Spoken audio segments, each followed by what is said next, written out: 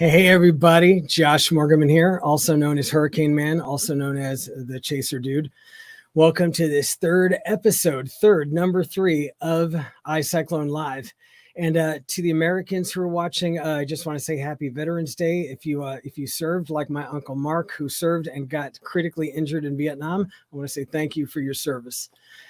I want to start this episode with a heartfelt apology, and I really mean that. When I launched this show over the summer, I had this rock solid, noble plan that this was going to be every month, like come rain, come shine, come hurricanes, that I was going to just once a month, this show was going to happen. And then the chase season happened. You know, I was out of the country a lot of the time. I was in Mexico. Don't mean to make excuses, but I skipped a couple of episodes, and I'm making a solemn early New Year's resolution that iCyclone Live will happen every month from here on. And I figured out what I'm going to do during the chase season. When I start to get busy, the format of the show will change a little bit. The normal format, as you guys have noticed, there's a lot of prepared content, and that takes some time to put together. During the season, I think they're going to be sort of more free-flowing kinds of shows where I kind of, maybe I'll start with some model analysis and where I think I'm going and what I think I'm doing next. Then we can just go into some question and answer stuff so that you guys have your daily or your monthly dose of iCyclone Live. And it's important to me too. I'd like to do this for purely selfish reasons because, I've been looking forward to this all week. When I come into this studio, when I come into this room, I feel like I'm going to see a therapist. I feel like I'm on the therapist's couch. I mean, not that I would know what that's like, but what I mean is, this feels like a confessional space. I could let my hair down here. I could talk in detail about stuff. I could tell the truth. I could be real. And I really like that. And the other thing I like is that we can talk in a deeper way. So you see that text box right there. You could type comments and questions in it, and we can kind of interact in a deeper way than we can on Twitter. It's just a bunch of like comments flying by, and it's hard to kind of get into depth about anything. In fact, that's the thing I like most about iCyclone Live is that we all get to kind of just talk in a deeper way. So that's really cool. I have a pretty cool show tonight for you. And what makes it especially cool is that I designed it based on the feedback that you guys gave me to episode 2.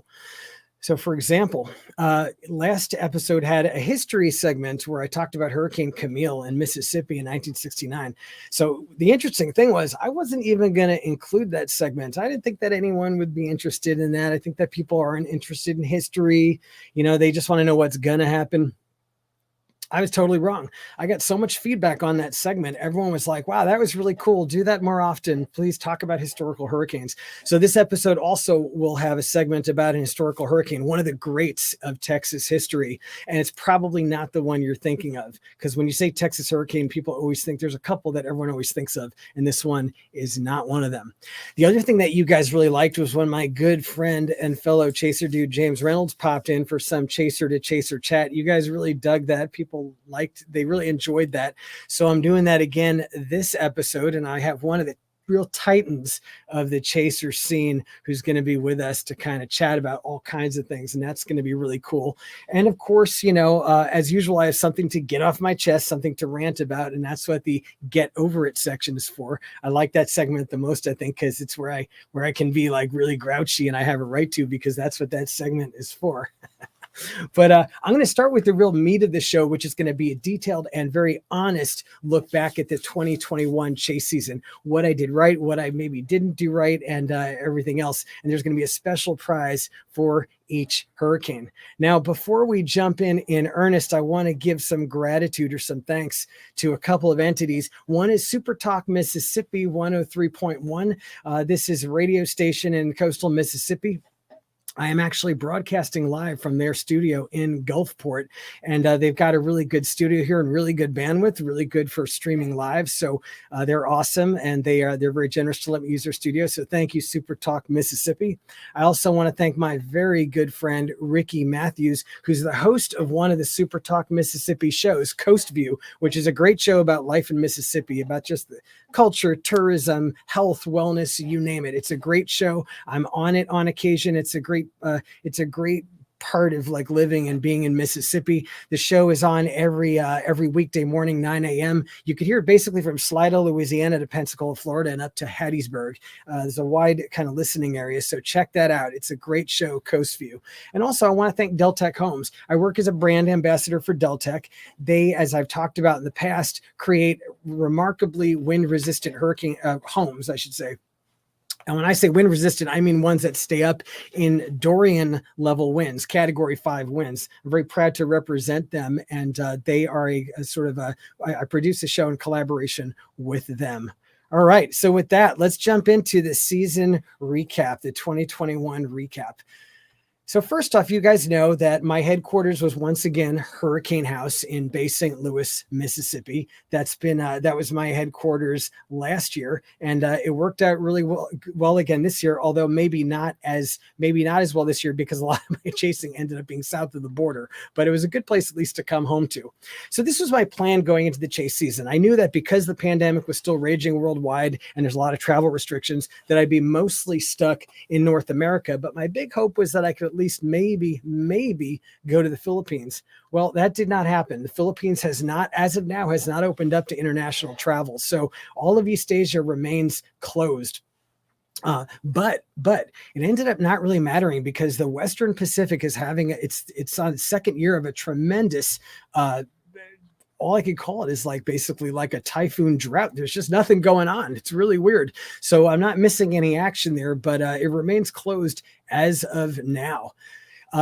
In terms of my TV work, as you guys know who watch Weather Nation, I was on contract all season with Weather Nation, working with that team to bring live hurricane coverage from all over the United States and Mexico. That was awesome. I love working with Weather Nation. They're great to collaborate with. The cool thing about Weather Nation as a TV network is they let me be me. They let me be the weirdo that I am, and they kind of work that into the programming rather than trying to force me to be like a news reporter, which I'm not. So that worked out really well, and I'm going to be renewing with them again next year. All right. Now, before I dig into my chase season, let's look at the big picture. What happened in the Atlantic? And for me, there are three big sort of headlines of the year. Atlantic headline number one is that, it was busy, but it was actually not crazy busy. There are a lot of junk storms. And if you look at the stats, you could see, okay, there are 21 named storms, which is, okay, that's 50% more than the climatological norm of 14. So, okay, that sounds busy, right? Well, look at the other numbers. The number of hurricanes was normal. The number of majors was basically normal. And the ACE, the accumulated cyclone energy, which is really the best measure of how busy a season was, it was 145. Okay, it was above average, but not terribly. So it was not as an impressive season as 2020, or as one might think, kind of looking at all the names we went through. The other big headline is that the season just kind of died in the middle. It looked like a busy season in the making. And then in the middle of September, it just seemed like after Nicholas in Texas, it just like, that was it. It was done. It just went poof. And October was like totally dead. And that was a real change. Think about October of last year. We had a major hurricane hit Mississippi Louisiana and then Mississippi on October 29th. That was Hurricane Zeta. We were almost into November last year and still dealing with major hurricane threats in the US. And then we had 2 category 4s in Nicaragua in November. Okay, so last year it went and went and went. Not the case this year, man. Like the Atlantic, it really kind of shut down. And the third big takeaway for me is that we are still really deep in what I call a Gulf phase. So since 2017, the American hurricane activity has really been centered in the Gulf of Mexico. Think about all the devastating impacts. Category 4 Harvey in Texas, 2017. Irma on the west coast of Florida, same year. Category 5 Michael on the Florida Panhandle, 2018. Then think of all the hurricanes last year that hit the Gulf Coast. And then this year, both hurricanes that hit the U.S. were on the Gulf Coast. We're in a Gulf phase right now. Now, that's kind of normal. I say that the hurricanes, it's like a roving curse. You'll typically see this where one area just gets a lot of hurricanes over several years. Like if you look back in history, for example, from 1945 to 1950, so the end of World War II, right to like the immediate post-war years, that was the Florida era. Florida got nailed again and again and again and again. Like Florida had like 5 or 6 category 4 hurricanes during that half decade, and they directly hit Miami, Fort Lauderdale. I mean, that was a crazy time for hurricanes in Florida. Then in the 1950s, everything hit the East Coast. Everything went up the East Coast and hit, New York and New England. That was what the 1950s was about. Now, if you live in the Gulf Coast, when you think of 1950s, you think of Hurricane Audrey in Louisiana. That was the exception. That was the only real action in the Gulf that whole decade. The rest of the decade, it was about the East Coast. Anyway, bringing it back to now, we're just in a Gulf phase right now, and specifically Louisiana seems to have a hex on it. I mean, Louisiana, look at that, 4 hurricane impacts in this season and last, including 2 high-end category 4s, and 3 of those were majors. I mean, that's poor Louisiana, man. They just can't take anymore. So I want to talk a little bit about the Eastern Pacific. I know no one cares about the Eastern Pacific except me. It's like the redheaded stepchild of tropical cyclone basins, but I care about it. Eastern Pacific was pretty slow. The number of named storms was above normal, but as you could see, number of hurricanes was about average. The majors was way below normal, and ACE was way below normal. It was not an impressive season. However, record number of landfalls. And it goes to show you that the number of hurricanes and the number of and the amount of human impact is not always the same. It's just those are 2 different things. It depends how the hurricanes aim. And so even though there weren't a lot of hurricanes, a lot of them hit the coast because they formed so close to the coast. That's 4 in a row. And what's crazy, look at that. Nora, Olaf, Pamela, Rick. It was not just 4 hurricane landfalls, but 4 hurricanes in a row. It was really weird, actually. Okay, so now that stage is set, let's look at the chase season, okay? Let's look at what happened. Okay, so here's the land impacts. Here's all the hurricanes that made landfall in the U.S. and Mexico. And here are the penetration points. These are the places where I penetrated the cores of cyclones making landfall. You could see, boom, there's a couple in Mexico and a few in the U.S., and not all of them were hurricanes. There were a couple of tropical storms. And in the Eastern Pacific, here you could see there's all those landfalling hurricanes I was talking about. Of those 4 landfalls, I got 3 of them. One of them was happening at the same time as Hurricane Ida in Louisiana, so I could only be in one place. Of course, I chose Ida. Okay, so let's quickly whiz through the season and sort of the highlights of each storm. So the season started with a couple of what I call time wasters. The first one was Elsa, and I talked about this. Little fuzzball in my throat there. There we go, better. Elsa was just this thing. It came across the Caribbean and then into the eastern Gulf of Mexico. Now, green is tropical storm intensity. Yellow is hurricane intensity. You could see it was a hurricane. Then it fell apart, became a tropical storm. Then it became a hurricane again. And I was like, that was when I was like, oh, I better go chase it. So from my house in Bay St. Louis, I drove along the entire Gulf Coast down to Cedar Key to chase this thing. And when I left Base St. Louis, it looked like this. It looked really good. It looked kind of sexy. I was like, wow, that's a nice little core there. That looks like a cool hurricane. Yeah, I'm going to chase that. And then when I was in the Florida Panhandle and I pulled over to a gas station and looked again, that's what it became. It just went poof. It totally just vaporized. Yeah, that was pretty upsetting. Or, well, no, I shouldn't say upsetting. Obviously, I was very happy for the residents of Florida, but I was like, okay, wow, I'm chasing some real garbage here. And that was just, yeah, it ended up being a big waste of time. Okay, waste of time number 2 was Fred, okay, which actually took a track very similar to Elsa in that it just kind of basically, it didn't move in the Caribbean. It actually went along the spine of the Greater Antilles, and you could see it was a tropical depression all that time. Then it got into the Gulf and it became a tropical storm, and actually a pretty vigorous tropical storm. I thought it might become a hurricane, so I went after it. Also, I was covering it for actually Weather Nation, so that was another reason that I went after it, but it never quite came together. Here you could see the landfall region. This is actually very close to where Category 5 Hurricane Michael hit in 2018. That area was absolutely devastated. So, after something like a Michael, Mexico Beach and Port St. Joe don't take kindly to any tropical cyclones anymore. I was started in Mexico Beach. I drove down to Port St. Joe as it was coming ashore, and then into Apalachicola. Here's a radar shot. You could see as I crossed the eye feature of this thing. Now, what was really interesting was that in Mexico Beach and Port St. Joe, there was no wind. I don't even mean like a little wind. I mean nothing. It seemed almost calm. Once I left the eye and drove into this eastern band, this sort of eye wall feature, all of a sudden, boom, the wind just started blowing like crazy. And this is what it was like when I left that calm sort of center and got into that right band of the storm. It was actually, it really was ripping pretty good for a tropical storm.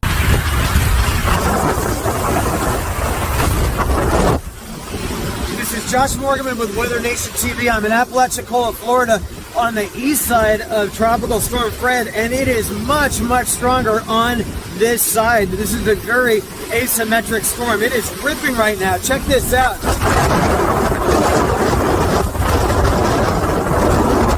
I mean, you can hardly stand with that. All over, just blowing like crazy. So, yeah, I'm going to probably stay put here until this wind dies down a little. This is Josh Morgan reporting for Weather Nation TV. Yeah, so that was it was pretty vigorous, and all around downtown Apalachicola there was there was some pretty good wind blowing there, and it was, I wouldn't quite call it, wasn't super destructive, but it was definitely a vigorous tropical storm. And then after, when it left really, the outer rain bands left some really cool ghostly skies like these. This was later that evening, or later that afternoon, I should say, in Mexico Beach after it had passed. All right, so after those two time wasters, then it was time for the chase season to begin for real. So now I'm gonna do what I call the 2021 Hurricane Chase Awards, I should say, because I'm not evaluating the hurricanes, I'm evaluating them as chases. Okay, and just to be nice, everyone gets a trophy. Okay, so let's start with what was the toughest chase of 2021, and that was absolutely, without a doubt, that was Hurricane Grace in Mexico. It was tough because, one, it was down in Mexico. That's always a little tougher because it's harder to get down there, and my Spanish isn't amazing. And also, this was a double penetration. This was a double chase. I hit it twice in two different landfalls, and so it was a chase that went on for many days. I was gone for a long time and really just going for this thing. Here's the track. This is what I call a classic Caribbean cruiser. There was some very strong ridging to the north, so there was no poleward motion. There was no recurve ever. This thing just went straight west across the Caribbean, hit the Yucatan as a Category 1. It weakened, and then when it got back over the Bay of Campeche, it strengthened again, and you could see it came ashore as a Category 3. That's what the red means, in the state of Veracruz. And I penetrated it at both landfall points. All right, so the chase involved, I flew from New Orleans, first of all, to Cancun. I met my good friend, Eric Sereno. Eric is my best chaser dude buddy in Mexico. He was on my series Hurricane Man, and he and I we've been on some really dramatic chases together, including like Patricia, which was, very scary chases, you guys remember, and some other ones. So Eric and I chased this one together. We met in Cancun, and we drove down the coast, and we hunted Grace. And then from there, after it passed, we then flew to Veracruz, and then drove north for the next landfall point. And then after that, I went home back to New Orleans, and then back to Bay St. Louis. So this is what it looked like as it was coming ashore for the first landfall. Now, unfortunately, the Yucatan does not have radar, but Cuba has very good radar. And when the hurricane was in radar range, it actually looked like it was pretty healthy. It was coming in. Here's the track to landfall. And these points here represent places where I planted devices to measure air pressure. This was our hotel, and these were 2 points along the way. This purple zone is where, or this purple point is where Eric and I ended up. This is in Tulum, and you can see we nailed it pretty good. We basically got right to the landfall point. It was a well-executed chase. It was a quality storm. It was officially Category 1 as it came ashore, but it was a real hurricane. There was a strong front side. It was very vigorous. There was hurricane winds, and then we were in a very calm eye. And then the backside came in, and it was no half a cane. The backside was really quite strong too. And actually, I'm going to show you this clip of the backside sweeping in. You could see the winds increasing during the video, and you could hear that hurricane howl kind of starting up about midway through the clip. It's very dramatic, but it shows as we're getting into that other side of the hurricane. Let me show you what that sounded like and what it looked like.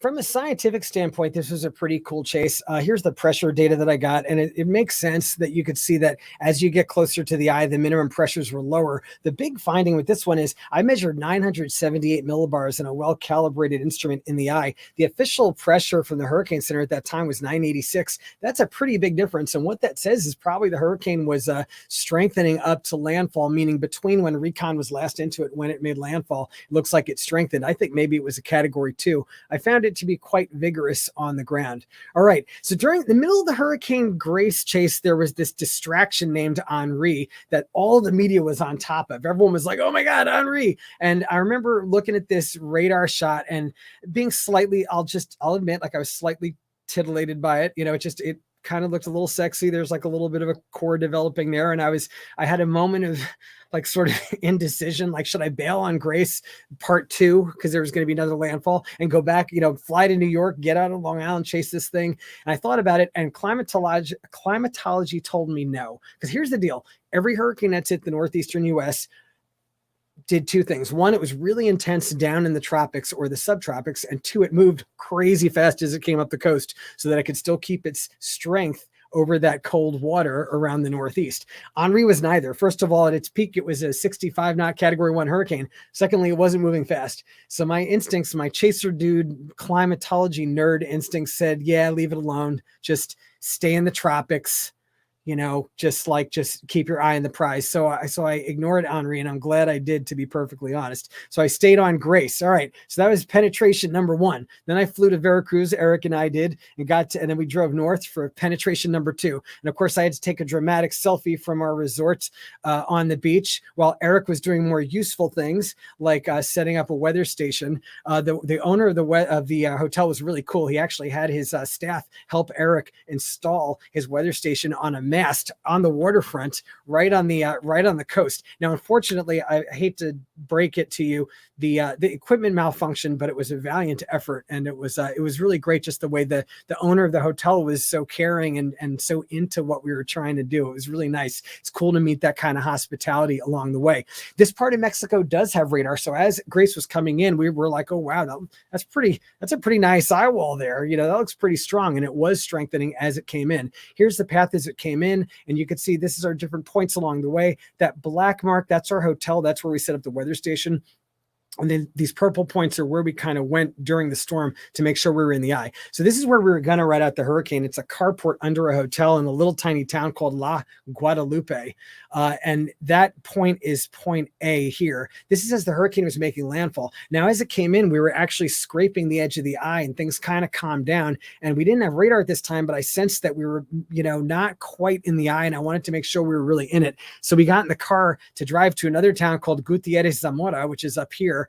We only got to point C. We couldn't get further because the road was blocked by fallen trees. So we had to turn around. The problem is, as we turn around, this moved in the back side of the eye wall, and we got ambushed. I shouldn't laugh. It wasn't funny, but we got ambushed, and all of a sudden just debris and stuff is blowing across the road. And we had to pull over, literally pull the car up next to a house. The owner was very cool about it. And we had to kind of wait it out. And here's just a 7-second clip so you can get a feel for the sound. Grace was a real howly, moany kind of hurricane. It was really loud. This is what we were sort of looking at as we were squeezed up against the side of that house.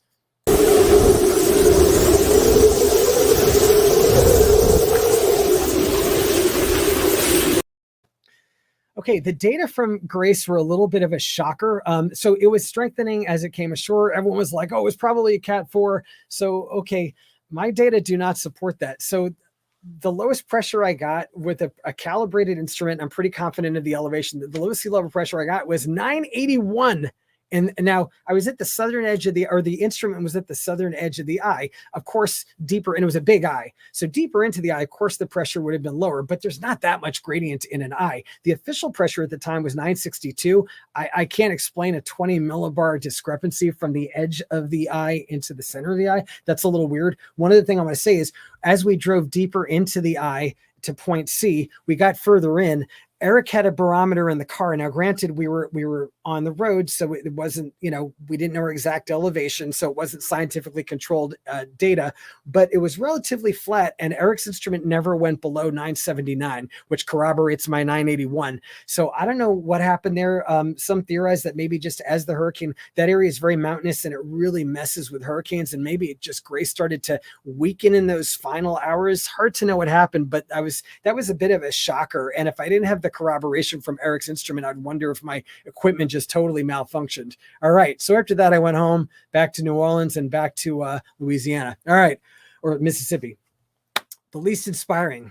The next award is Hurricane Ida. Now, I want to be really clear. I'm not talking about the hurricane. I'm talking about the chase. Okay, different things. Let's talk about Ida first of all, the hurricane, because it was so significant. Here's the track. Look at that, formed in the Caribbean, and then a straight, you can almost draw that with a ruler, straight northwest track into Louisiana. Then it turned, and then when it got up to the northeast US, it was not even a tropical cyclone anymore. It created unbelievable mischief with just a crazy ass rainfall. Okay, so Ida, big picture, was a very significant event. Second high-end Category 4 hurricane to hit Louisiana in about a year's time. Only Florida has done that. Florida is the capital of the U.S. hurricanes, and that was really quite a feat. And it was a fourth hurricane impact for Louisiana in just a catastrophic two-season period. Look at all those impacts. I mean, Louisiana cannot take any more.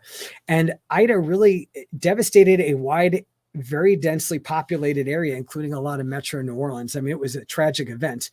A wide portion of the Gulf Coast was threatened by Ida, including Bay St. Louis in Mississippi. We were under a hurricane warning for a while. This is what it was like a couple days before. It was a ghost town in downtown. It's always like that before a hurricane in Bay St. Louis. Just all the houses are shuttered and you don't see anyone. It's kind of spooky.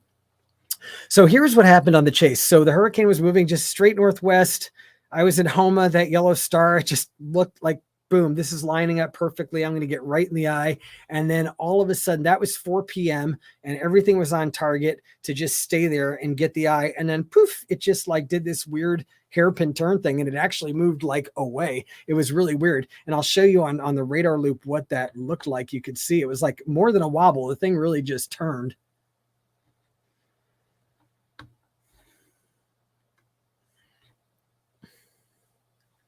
And here is the hurricane at its closest approach to us in Homa. And you can see there, this is when Ida had a concentric eye wall structure. There's the outer eye wall, there's the inner one, and this is when the inner one was passing over Homa. So at that point, by the time I realized what was happening and that this thing was the eye was gonna miss Homa, we were in the worst part of the hurricane, and I was kind of two minds. Like, a side of me wanted to just drive through the rest of the eye wall and get into the eye. And then a side of me was like, no, that's crazy. There was so much flying debris. And, listen, I'm a daredevil. I've been chasing 30 years around the world, doing Category 5s and developing nations with very little infrastructure. I take chances, but I'm also still here in one piece because I take some calculated risks. And I think the risk didn't feel right for me, and I stayed put. I feel like I regretted it afterward. I felt like I didn't chase this aggressively enough. I felt like this wasn't inspired chasing. I felt like, I don't know, maybe, I'm honestly wondering if maybe I'd been sort of like a little burned out from all those tropical storms I'd been chasing. Maybe I'd kind of like lost some of my mojo or something. And I was too conservative about it. If it was a tennis match, I was just hitting high lobs down the middle of the court. I wasn't like going for it. And I just, it kind of bothered me afterward. I was kind of like, and some other guys did much better with it. Actually, Reed Timmer did really good. He drove right into the eye. He did a good job with this one, and you can't be at the top of your game in every chase. And I would say that, Ida was not one of my better performances. It was good. I got in the inner eye wall. Like, it was a penetration. It counts, but it was not, from a chase perspective, it was not one of the greatest ones that I've done. That said, I will say this. It's important. I like to document a hurricane in a meaningful way. And here's the deal. Homa was the largest city to be in the inner core of the hurricane when it was still a Cat 4. It was, a city of 35,000 people. So it was the largest population center that got a full-on Category 4 impact. So in that sense, I felt good about, documenting that. And here's what it was like in Homa as that core started to move in and just kind of really rake the area.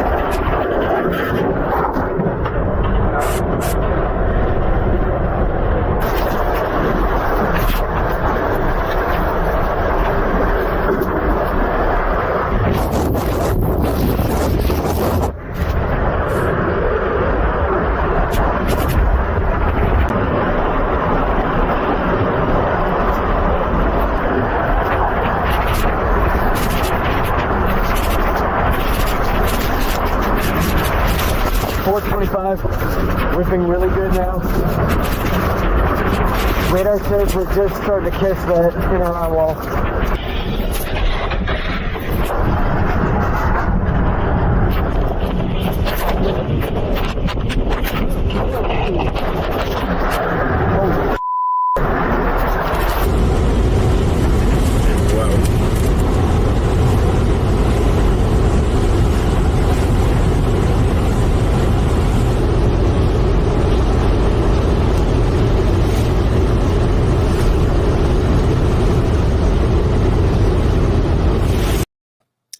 I love those last couple of shots. Those are live oaks. Those are very common in Louisiana and Mississippi. And those old trees, man, those things can survive a nuclear bomb blast. Those things do not come down. And you look at the ones on the Mississippi coast, and they're beautiful old trees, but they look like twisted in pain from everything they've seen. You know, you have trees here who have been through Camille, Katrina. They've been under storm surge. They've been in 170-mile-an-hour winds, and they're still here. Anyway, this is downtown Houma the next day. Houma really took a beating. I mean, check this out. Just this quick little video sort of montage of what the town looked like. I mean, the whole downtown business area really just got trashed by this thing. Let's take a look at it.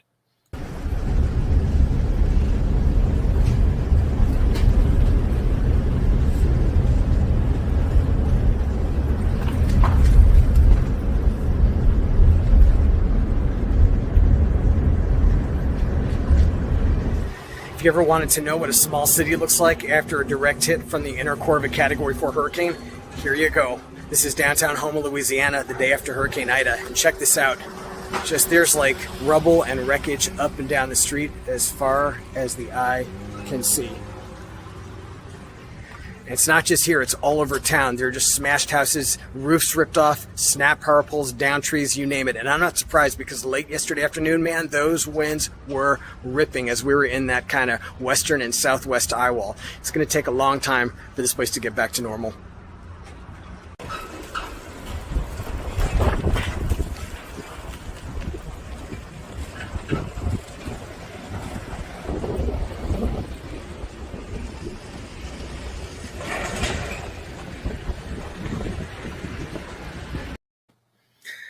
And I was just checking the comments, during as the video was playing, and I wanted to give a special shout out to Aaron Green. Thank you very much for that generous super chat. I really appreciate that. You've been like one of my most kind of loyal followers all these years. I always enjoy interacting with you on Twitter, and it's awesome that you make the time for the live stream.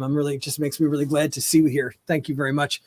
So the Ida was a big event. This was not like I wouldn't call it a Katrina size, but this was a huge impact that had a ripple effect across the entire Deep South. And just to show you, this is in Mississippi. This is in Pass Christian, which is next to Bay St. Louis. This is in Pass Christian a week or two after the hurricane. And you could see that there's all these gas lines. That's not Mississippians. That's Louisianans. That's storm victims from Louisiana coming all the way into Mississippi for gas, for their generators and everything. There was widespread shortages and suffering from this hurricane. And also the Mississippi coast took a big hit too. As I've said to you guys in the past, the Mississippi coast, you look at it funny and it goes underwater. I mean, like the Mississippi coast is really storm surge prone.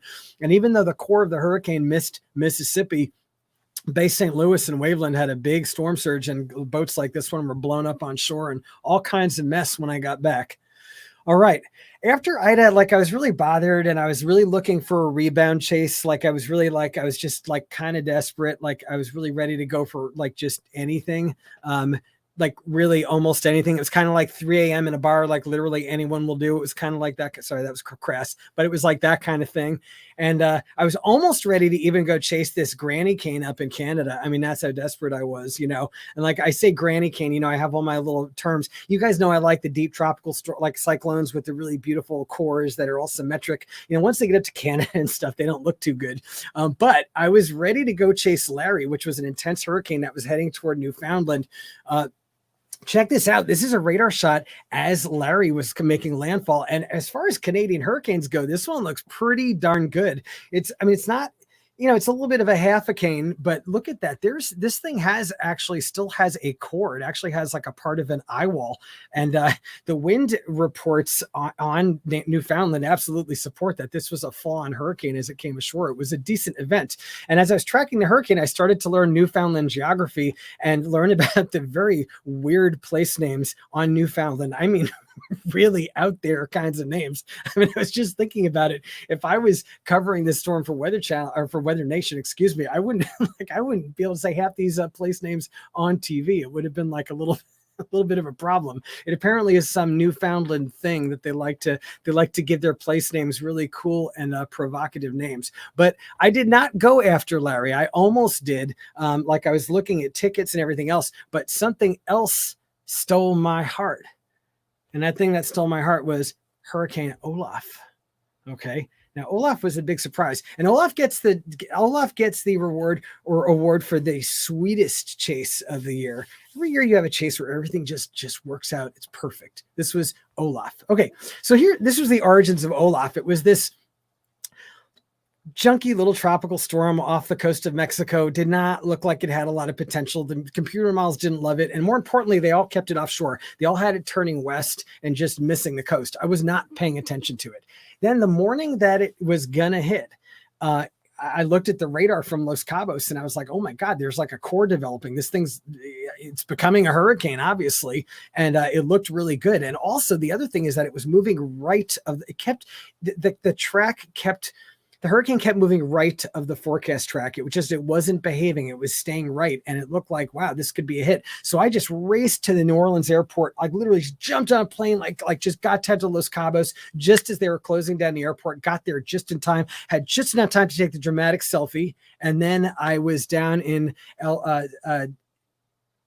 Cabo San Lucas, looking at the radar and just kind of deciding, all right, what am I going to do next? So here's Cabo San Lucas. This is the trajectory of the hurricane. Now, this was my spot. I had this cool balcony view of a marina. I'm like, wow, this is going to be a really cool view.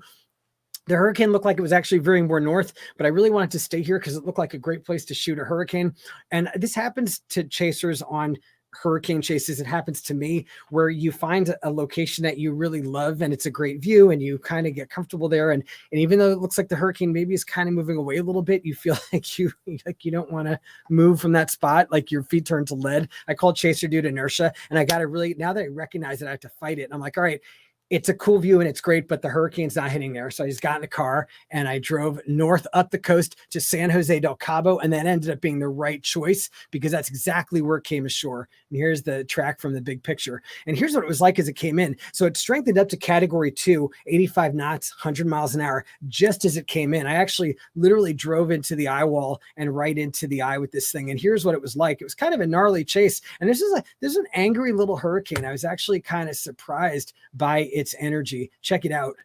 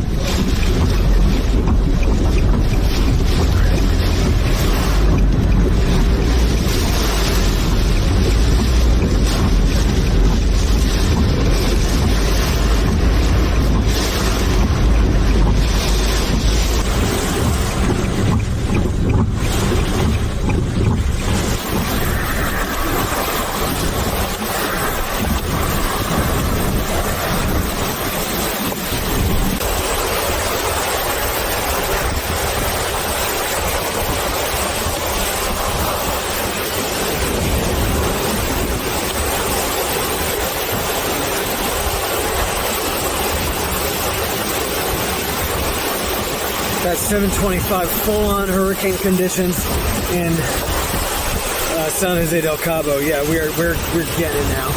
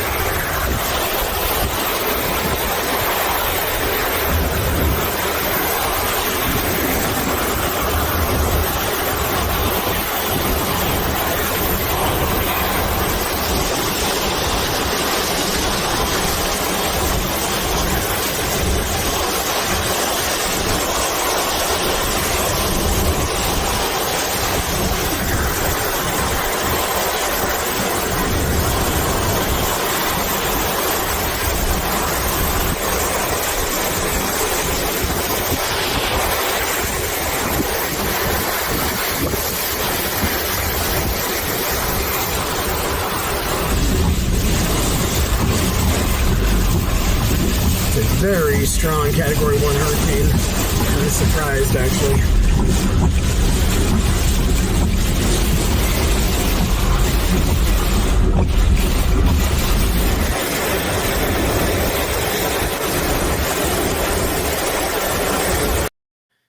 All right, so when the eye arrived, I went down to the ocean front so I could get some. I actually walked through like on a flooded bike path, and I got to the beach, and I got sea level pressure. I got 976.7 millibars. Seems to support the Category 2 designation. So yeah, and also I got data from Cabo San Lucas, which was in the left eye wall. Pressure there was a little higher, 989. Makes sense. It was a good chase. Most chases aren't perfect, and even when you have a great expedition, you're always thinking of how you can do it better.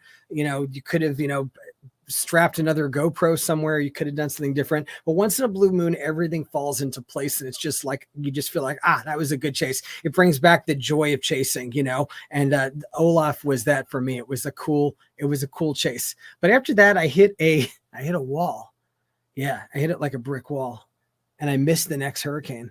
And I missed this one. Now, this is a pretty deformed looking hurricane. This is Nicholas in Texas. I was getting all set to go chase this, and I was kind of not feeling so great. And I just gotten back from Olaf like less than 24 hours before, and I was in the car, and I was driving to Texas, and I crossed the Mississippi line into Louisiana, and I felt so bad. I had to turn around and go home. It was the first time in 30 years of chasing I missed a chase because I was sick. I don't know what it was. It wasn't COVID. It wasn't a stomach thing. I just felt really sick. It was pretty bad to miss a chase. I felt bad about it.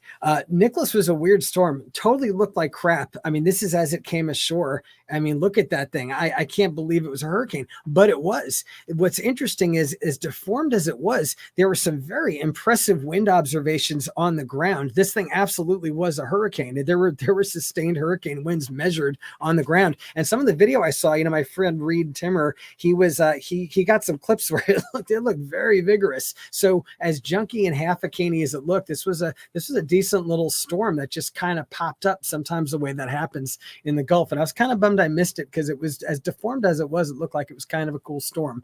Okay, after that, my spicy streak continued, meaning I was just south of the border for the rest of the hurricane season. The Atlantic had shut down, and I was just basically in Mexico the whole time. And that brings me to the next chase, which was the most embarrassing of the year, which was Pamela in Mazatlan.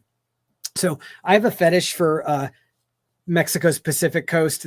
Like it's for me a very sexy chase zone. A lot of really cool hurricanes, especially in October. These were all the major hurricane landfalls on this coast since 1950.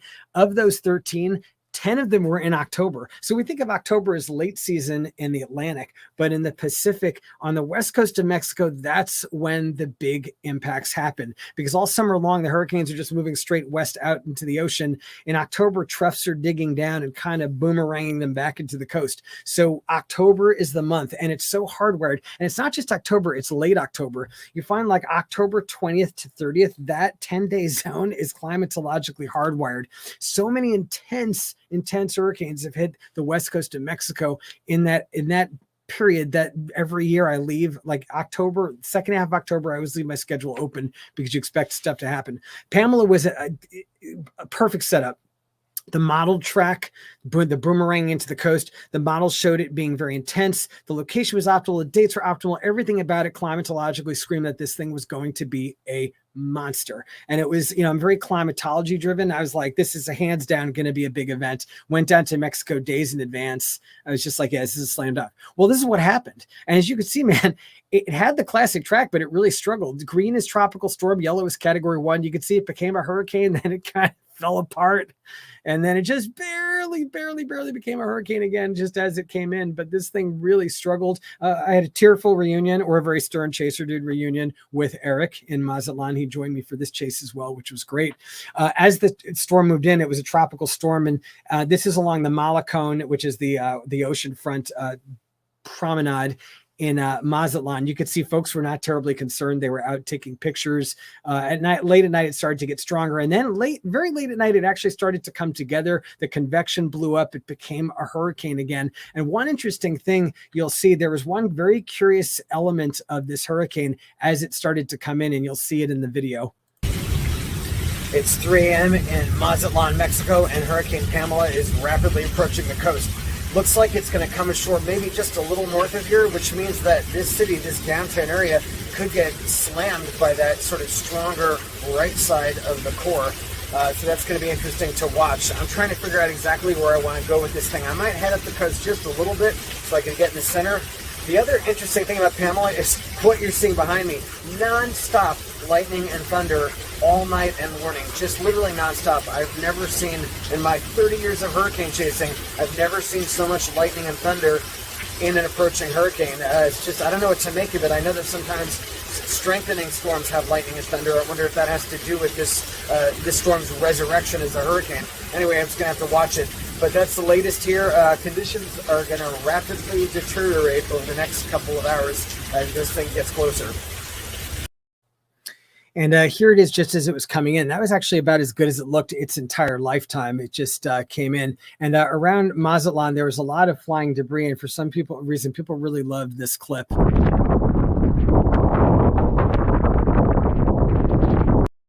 Yeah, the canopy of like a pizza parlor flew by and people really loved it. And the folks who owned it called me. Anyway, this is the landfall. We were down here in Mazatlan, and then Eric and I drove up because I wanted to get in the eye to get pressure readings. So we did drive up.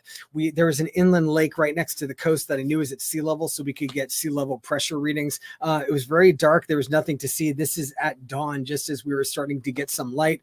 Nothing to write home about with the data. I got 990.8 millibars in the eye. It was kind of a lame storm, but there was actually wind damage around Mazatlan, so I don't want to downplay it too much. I mean, there's serious damage to this building and others. There were a lot of signs and trees down and stuff like that. That following night in Mazatlan was absolutely gorgeous. It's a nice city, by the way. I really liked it. Pamela wasn't a pretty hurricane. It was actually kind of junk, but hey, I got in the eye, and as I always say, it was another notch on the Chaser Dude bedpost. That was number 59. All right. So that brings us to the final chase of the year, the most exotic. This one gets the most exotic award. And this was Hurricane Rick in Ixtapa, Mexico. So what made it exotic? Here's all the chases that I've done on the west coast of Mexico. And you can see they're up on the Baja California Peninsula, and they're up here. Rick was all the way down here on the south coast. This is like deep, deep, deep in the tropics. And this is also an area of Mexico. If you look at the State Department travel advisories, this is Rick came ashore in a couple of at the border between two states where the State Department basically says, don't go to those states, Michoacan and Guerrero. That's what they say. I went and chased the hurricane anyway, but this was sort of more of a more exotic location. Here's the track of the hurricane, basically just moved straight north and strengthened right as it was coming in. Here's as I was leaving Mexico City, and here's as I was landing in Zihuatanejo, which is near Ixtapa. One thing I'm going to say, as Americans, all of our hurricane zone is flat coastal plain, whether you're from Texas, Mississippi, Alabama, Louisiana, whatever, Florida, it's all flat. Okay, a lot of the hurricane zone in Mexico is like this. It's super mountainous. So what it means is when the hurricanes come ashore, they totally they just disintegrate within hours because these mountains, it's just like a blender. They just die. I had a waterfront room right in Ixtapa. The hurricane did not look good on infrared imagery, but on microwave imagery is like taking an x-ray of the hurricane. It shows you the structure inside, and you could see it actually looked pretty healthy as it was coming in, and it started to strengthen. Here is the sunset, Lázaro Cárdenas. This is with no filters. We had this weird pink sunset. It was very strange. Okay, so I had a dilemma. I was in Lázaro Cárdenas, which is here, and the hurricane was moving straight north. And and we had spent the whole day surveying all these towns because we knew the hurricane was going to come ashore somewhere between Lázaro Cárdenas and Ixtapa, and we wanted to find just the perfect place.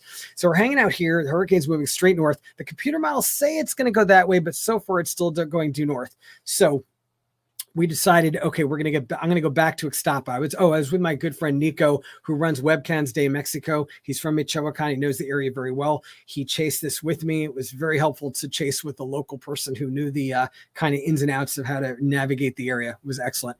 So we went back to Ixtapa because it looked like it might be a direct hit. But at 1 a.m., the hurricane did start to make that western turn. And then I'm like, and I couldn't decide what to do. And I waited another hour. And then I was like, at 2 a.m., I'm like, yep, we need to go back up the coast this way if we want to get in the eye. And by that point, conditions were really hairy. Now, Rick was kind of a small hurricane, and one thing I've noticed in a lot of small hurricanes is they're pretty close to you and it's very calm and nothing's going on. And then all of a sudden, it happens really fast. All of a sudden, it's very stormy. The weather comes on very quick. And that was the case with Rick. And after 2 a.m., as we tried to get out of Ixtapa and get up the coast, we didn't have a lot of luck. It was rough going. This is what it was like. We're in Ixtapa, but we're heading north now. We're going to go back up the coast because I think that the center of the hurricane is going to miss us to the west, come ashore further up. So we're heading up that way now. And conditions are getting pretty rough at this point.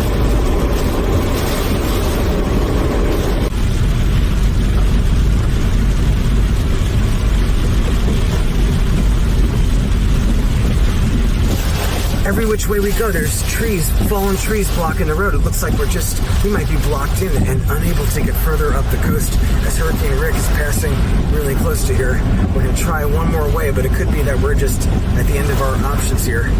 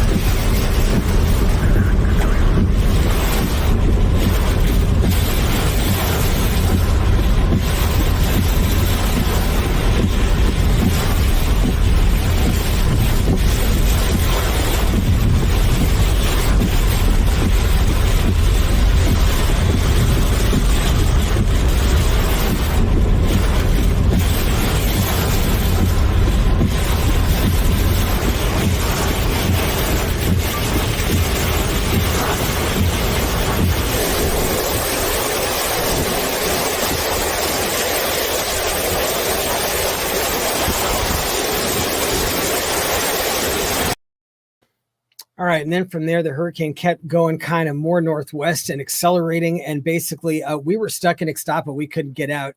But Ixtapa got raked by the right eye wall, and we took a good beating. The radius of maximum winds of this hurricane were it was 15 nautical miles, and we were 15 nautical miles from the center. So we got that strong right part, and it raked us pretty good. The room next to mine got totally trashed. All the windows got blown out. Thankfully, mine didn't. Here, I'll show you what happened.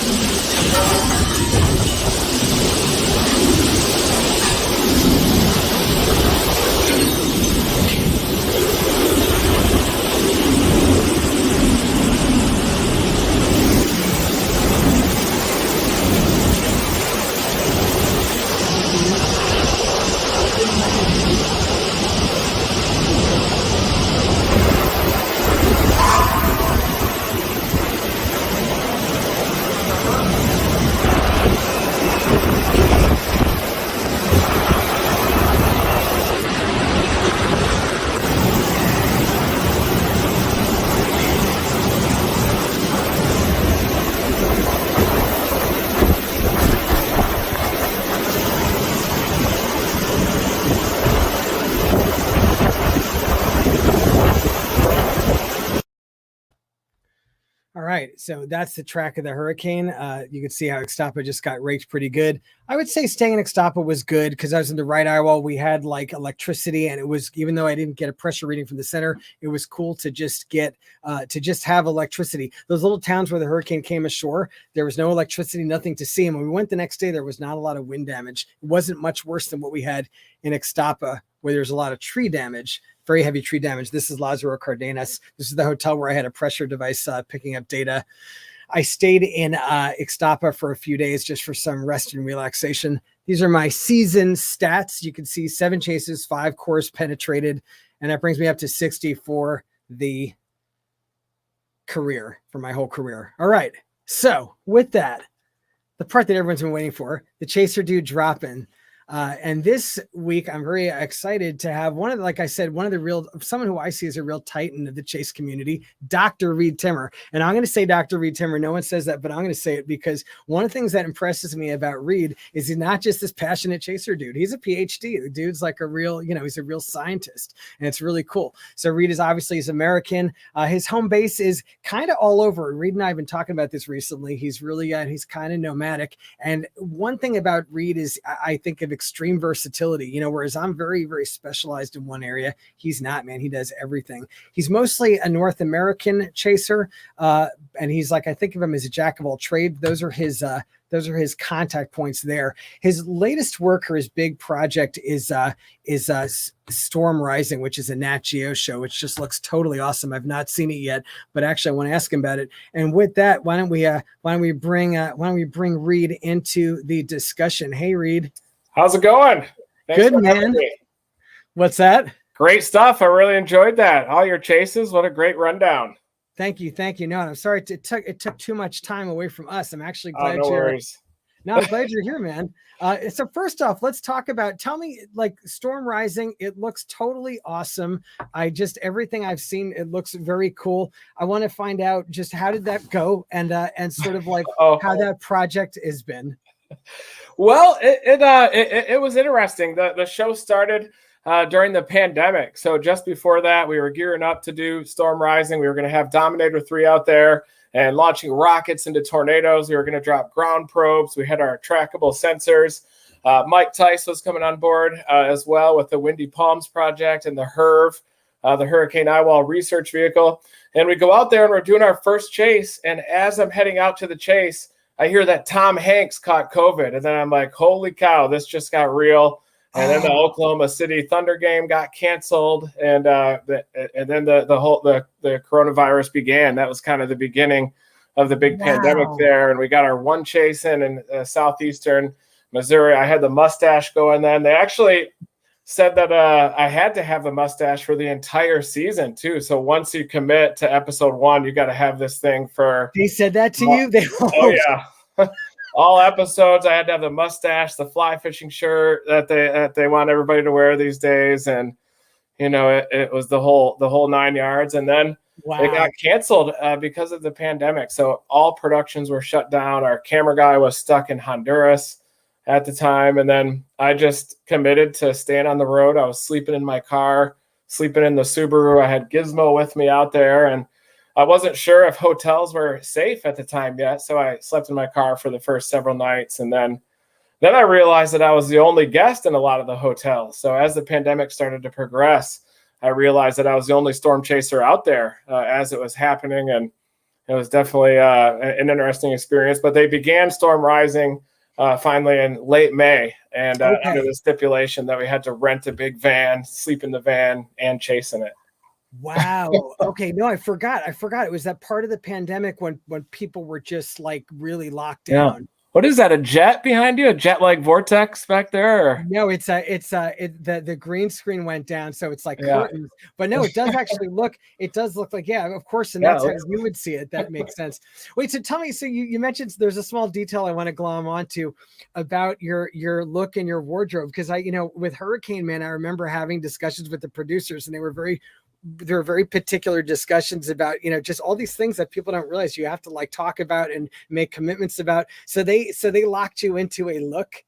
Yeah, they locked me into the mustache. And, but then I ended up shaving it during that period of the pandemic. So when they relaunched Storm Rising, there was kind of a lot of discussions about the look. And then I had to have scruff the whole time, exactly the same length. So I had this little shaver that I would have to use the whole time. But it was a lot of fun. We were driving around in a van, and van life sounds awesome from the outside, and the first night is fun, but then right after that, it sucks, sleeping in a van with your friends, in a small space. Oh yeah. I think, and it's as close as Mike and I are sleeping in a van together. We weren't sure if that was gonna work for the whole entire storm season, but we made it through with the van, the Dominator van, we called it. It was a rental, and we ended up destroying it. So we had a fire on board in the van. Wow. We were chasing a storm in northeastern New Mexico, and I saw these lightning bolts coming over the roof of the Dominator van, and it was an electrical fire. So it looked like actual fingers, like lightning bolts coming out over the ceiling.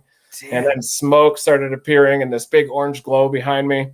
And we pulled over, and my camera guy, Carson, and I couldn't find the fire extinguisher, and almost burnt the van to the ground completely. But we ended up finding the fire extinguisher at the last second. Aaron Rigsby came out there to help us out, probably to stream it live as it burnt to the ground. But it definitely did have. That would have been, you would have made some money on that. Yeah. I sold that for $50 to ABC. Right. No, come on. Now let me ask you. So how did you are you excited about the finished product, how it was like cut and put together and how it told a story? Because I remember like with Hurricane Man, there was that thing of, okay, we're doing all the shooting and I was just the star of the show. I wasn't involved. I had no idea what they were going to do with it. And it was really interesting to see the product. How did you feel about the product that came out? I loved the product. The editor was actually the same editor of Storm Chasers back in the day, the lead editor. Here. Okay. And he's a friend of mine and everything, a really talented editor. His name is Nathan Carpenter, and he had a team of people that put together the show as well. But he's really talented, and so I was really happy with how it turned out. We didn't do any promotion, though, for the show, which was definitely different than what I'm used to. When we were doing Storm Chasers, it was 4 or 5 months of promo. We'd go on the road in the Dominator, stay in these hotels, and do like 60 interviews a day, satellite interview tours and whatnot. Then we'd go out to Los Angeles, and all of this was as the show was airing. And we'd visit Discovery headquarters. I'd be taking a leak in the urinal there, and you'd see a picture of yourself, on the back of the urinal. Totally, yeah. And like I was telling you earlier, when your show is successful, you hit the big time, yeah.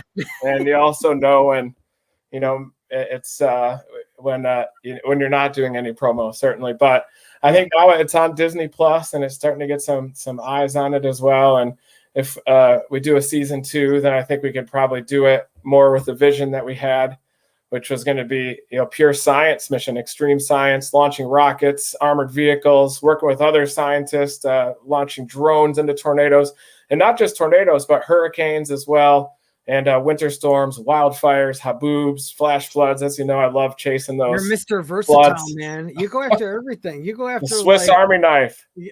No, you are. No, seriously, I admire it. I don't know how you do it, man. I'm just like, I can only do one thing. I'm monogamous, okay? I'm like the church dude of chasers. I don't sleep around in my hurricanes.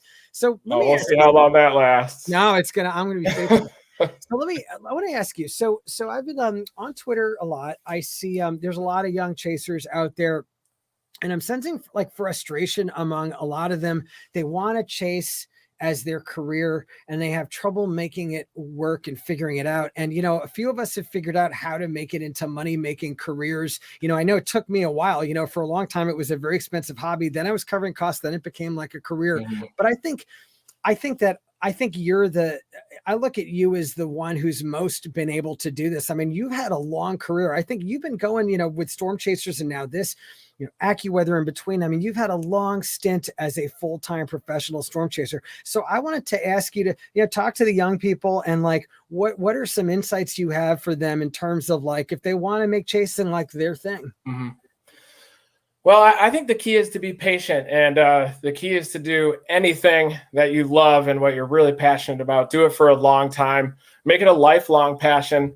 It takes a long time to get good at things. It takes a long time to start making a living and making a decent living from storm chasing, for example. It takes a lot of work as well. You have to work a lot for free for a long time, and I still work a lot for free to this day. But I hit zero a lot of times throughout my life, as recently as just a couple years ago. And that's something that happens to a lot of people, not just in storm chasing, but in any aspect of life. You have ups and downs, you have troughs and ridges. You can't have a ridge without a trough. I always tell people in storm chasing, but it's required a lot of evolutions as well. But the one thing about storm chasing is there is no more of an adventurous career than storm chasing. You meet so many interesting people. You see so much incredible nature out there. You never know what you're going to see when you come around the corner. If you're going to get, run off the road by a police officer in a rusty dump truck, or if you're going to get your vehicle stolen, by a carjacker in a hurricane, or, if you're going to have a chaser dude meet up in the eye of a hurricane, like in Sally, when,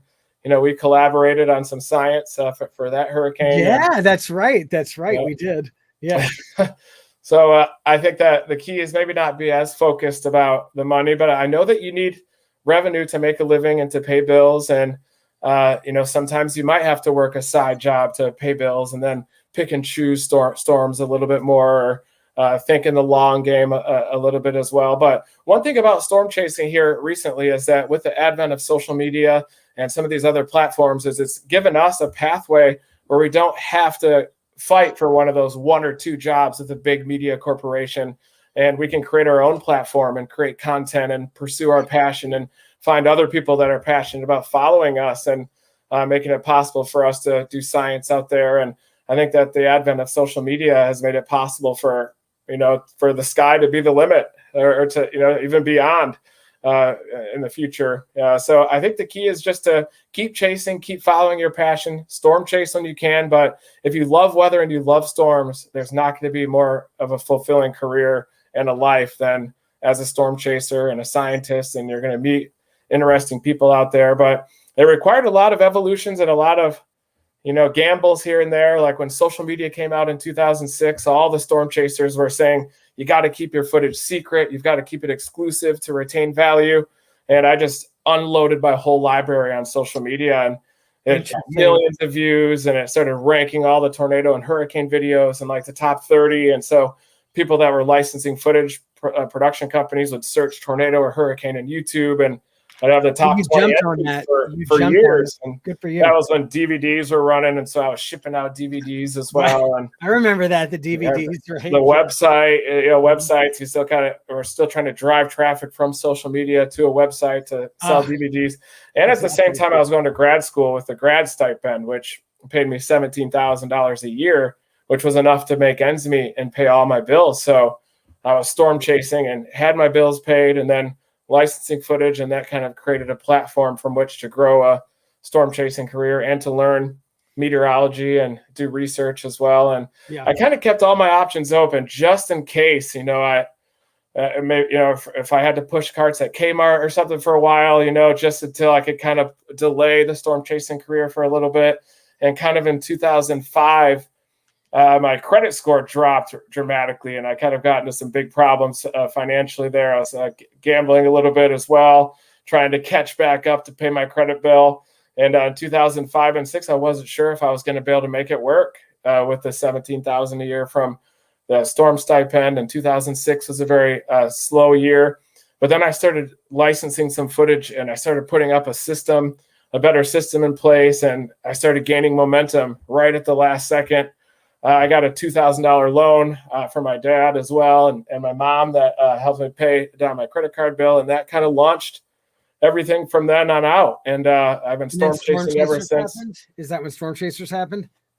Storm Chasers then happened in 2008, and then was that like life changing? Was that like the big sort of like the like boom? I would say it was in 2007, like the year or two before, 2006, 2007, because my website was taking off and social media was blowing up, like millions and millions of views, driving traffic to my website. The website was crashing, and I was licensing footage to storm chasers at the time. So Sean Casey was doing the show, and they would license my footage and put Sean's voice over it, but then for the next year, they're like, we want a team that can capture this footage on camera. And so they brought us on the next year, and kind of the rest was history. But the transition was not as smooth as you might think. My first contract offer was $12,000 total for the whole season, for everything, for the first year.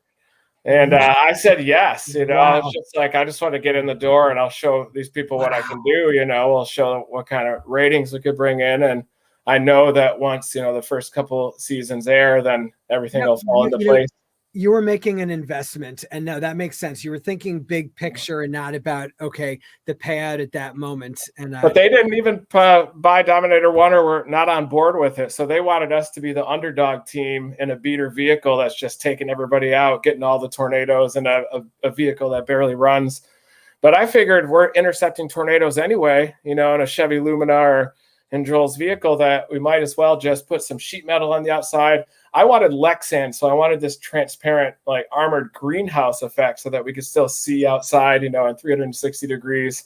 And the plan was just to get in the outer debris circulation like we always do, but have that extra protection so that we could deploy instrumentation, launch things into the tornadoes. Yeah. But the only person I knew that could build a Dominator that had the skills to do it was Kevin Barton up in Michigan. And he was the mechanic at the golf course that I worked at growing up there, mowing grass. And he built the Dominator, and I saw it for the first time, and it was covered in sheet metal, and it looked like a tornado intercept machine.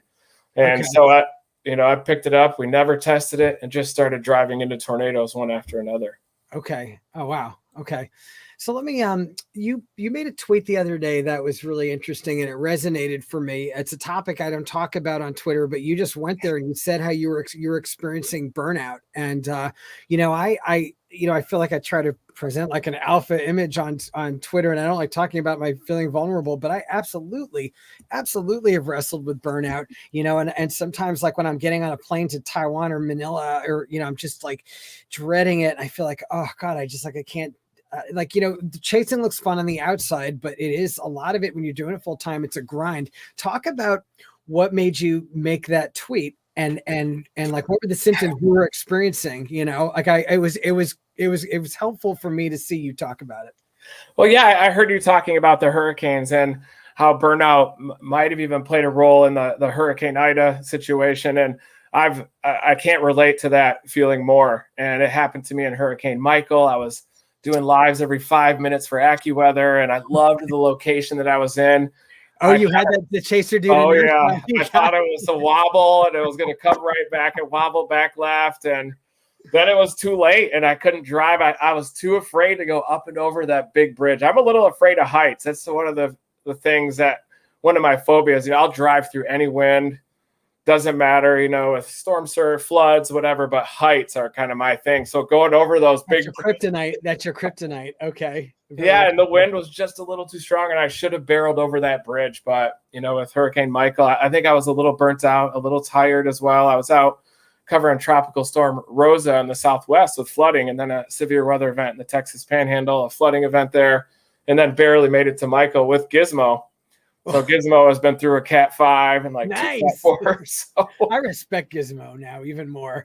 Yeah, she's been through a lot, I'll tell you that. But I do understand the burnout, and having the lead feet too, and the hurricane, and it only applies to hurricanes and not for tornadoes. So with tornadoes, I move too much. I'm driving in circles, going back and forth, and with hurricanes, I get those lead feet a little bit when I get attached to a location. And I've been trying to work the storm surge a lot too. I've been really wanting to document immersive coverage somehow with storm surge, but it's something that's really eluded me to this point, with that big tsunami-like wall of water that would come in. And, it's difficult to cover because if you're in a stilt home, you probably have a 50-50 shot, at surviving something like that. I mean, if you look at some of the damage past with Hurricane Michael and whatnot. So I was really working on surge for the longest time, and I would try to find those locations, and it kind of got me just intercepting left or, the weak side of the storm over and over again. Somehow it gave me lead feet. And then all I got was the left side of the storm, the offshore flow. You're talking specifically about Michael, Irma. It was like a little others. It became like a hit to my golf swing. Oh, wow. It's like I compare being a chaser is like I consider it like being a tournament tennis player. You have you have a season where your backhand just goes, or you have a season where you do too many tournaments, or you have a season where some newcomer kicks your ass, and like, I mean, like all kinds of, like, there's a lot of analogies. That happens a lot. So talk about it. So, okay. So what were you feeling recently when you made this tweet? Like you felt like your performance was degrading and you're like, I need to recharge. Like what, like just like, by the way, I think we got that front coming through here right now. I'm in upstate South Carolina and hearing some very heavy rain up there. So, and also interesting tidbit is Hurricane Zeta recurved. That was a storm that we chased down there last year in southern Louisiana. That recurved and was really underestimated here in upstate South Carolina because my mom was huddled in the closet here with like 100-mile-an-hour winds on the right side of the storm. It was accelerating, going like 40 miles an hour. Yeah. Wow. And the terrain plays a big role because it's in the foothills here and they kind of get access to those really powerful winds. But it was accelerating so rapidly ahead of that trough that they had like 100-mile-an-hour winds here and it knocked all the fall colors down. Everybody was without power here, but just absolute mass chaos here in upstate South Carolina from that event. Okay. But, sorry, I tend to ramble a little bit, but going back, what I was thinking here in October with the burnout is I think it all comes down to missing those tornadoes too, because if I got the tornado up in north of Kansas City, which I should have had, I was going to target the surface low the whole time. And then also got that one down near Beaumont. And then when you miss all those tornadoes, you start realizing, how shitty, how crap you feel, and you're like, man, I got to fix this. Something's wrong. I'm not making the decisions that I made in the past. And I was a COVID long hauler too in 2020. So that's kind of been in the back of my mind, as you don't really feel as energetic.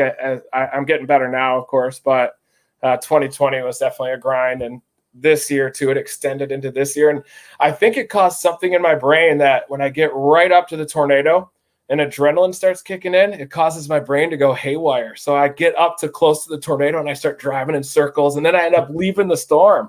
What? Like, oh, it's not happening here. And then I blast all the way to Columbia, Missouri for another storm that looked horrible. And then once the adrenaline goes away and I think about it, I'm like, what the hell was I thinking back then? And I swear that the coronavirus might have dislodged some kind of node in my brain. When adrenaline kicks in, it causes me to be just a little bit scatterbrained. So I'm kind of learning that the new normal now, and I just have to adjust and try to force a little bit of patience into those small mesoscale and storm scale decisions.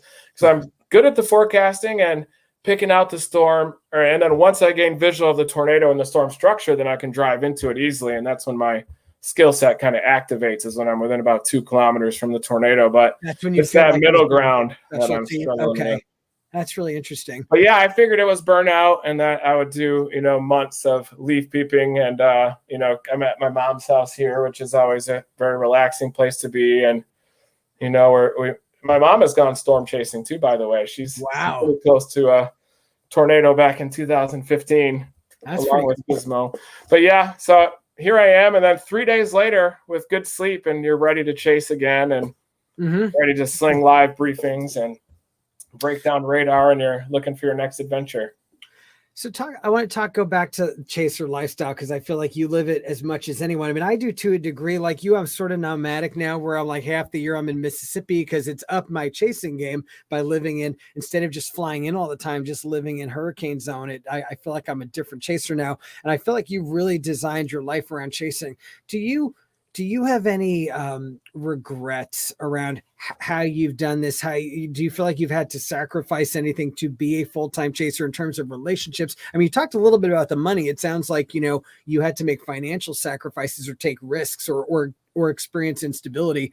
Are there other sacrifices or regrets that you have around this lifestyle? Well, I certainly do have decisions that I wish I could have made differently in the past. I think everybody has those. But I always try to tell people that I try to live my life through the windshield and not the rear view, or else you'll end up in a ditch. You got to look at your next storm. There's nothing you can do about storm chases that you missed or bad decisions that you made in the past. But I certainly would have done things a lot differently, in the past. I'd be in a much different spot right now, of course. But, for example, Dominator 1, Discovery Channel didn't want to support the build of that. And so I happened to have a lot of Netflix stock back in 2005 that I just had accumulated. I didn't know what I was doing. I just thought that DVDs were shipping DVDs to mailboxes was a good concept back in the day. And so I got a bunch of Netflix stock. And when Discovery Channel wouldn't fund the build of the Dominator 1, I said, well, I'm going to do it myself then. I'm not someone that, takes, being told what to do. For example, if someone says I can't do something, I'll find a way to do it. And so I sold all the Netflix stock, built Dominator 1. But if I would have kept it to this day, I think it'd be worth $50 million or something like that. But there's little financial decisions like that. But I wouldn't have the Dominator, to this day. And that's kind of my whole thing is the Dominator. And I really don't have the Dominators anyway. If you think about it, I've got that, Dominator 4 out there, the blown apart Subaru, and Dominator 1 and 2 are, I do want to fix those up, but they don't run right now. They're in Oklahoma, parked at tornado safe certified shelters. But I'd love to get Dominator 1 and 2 running again.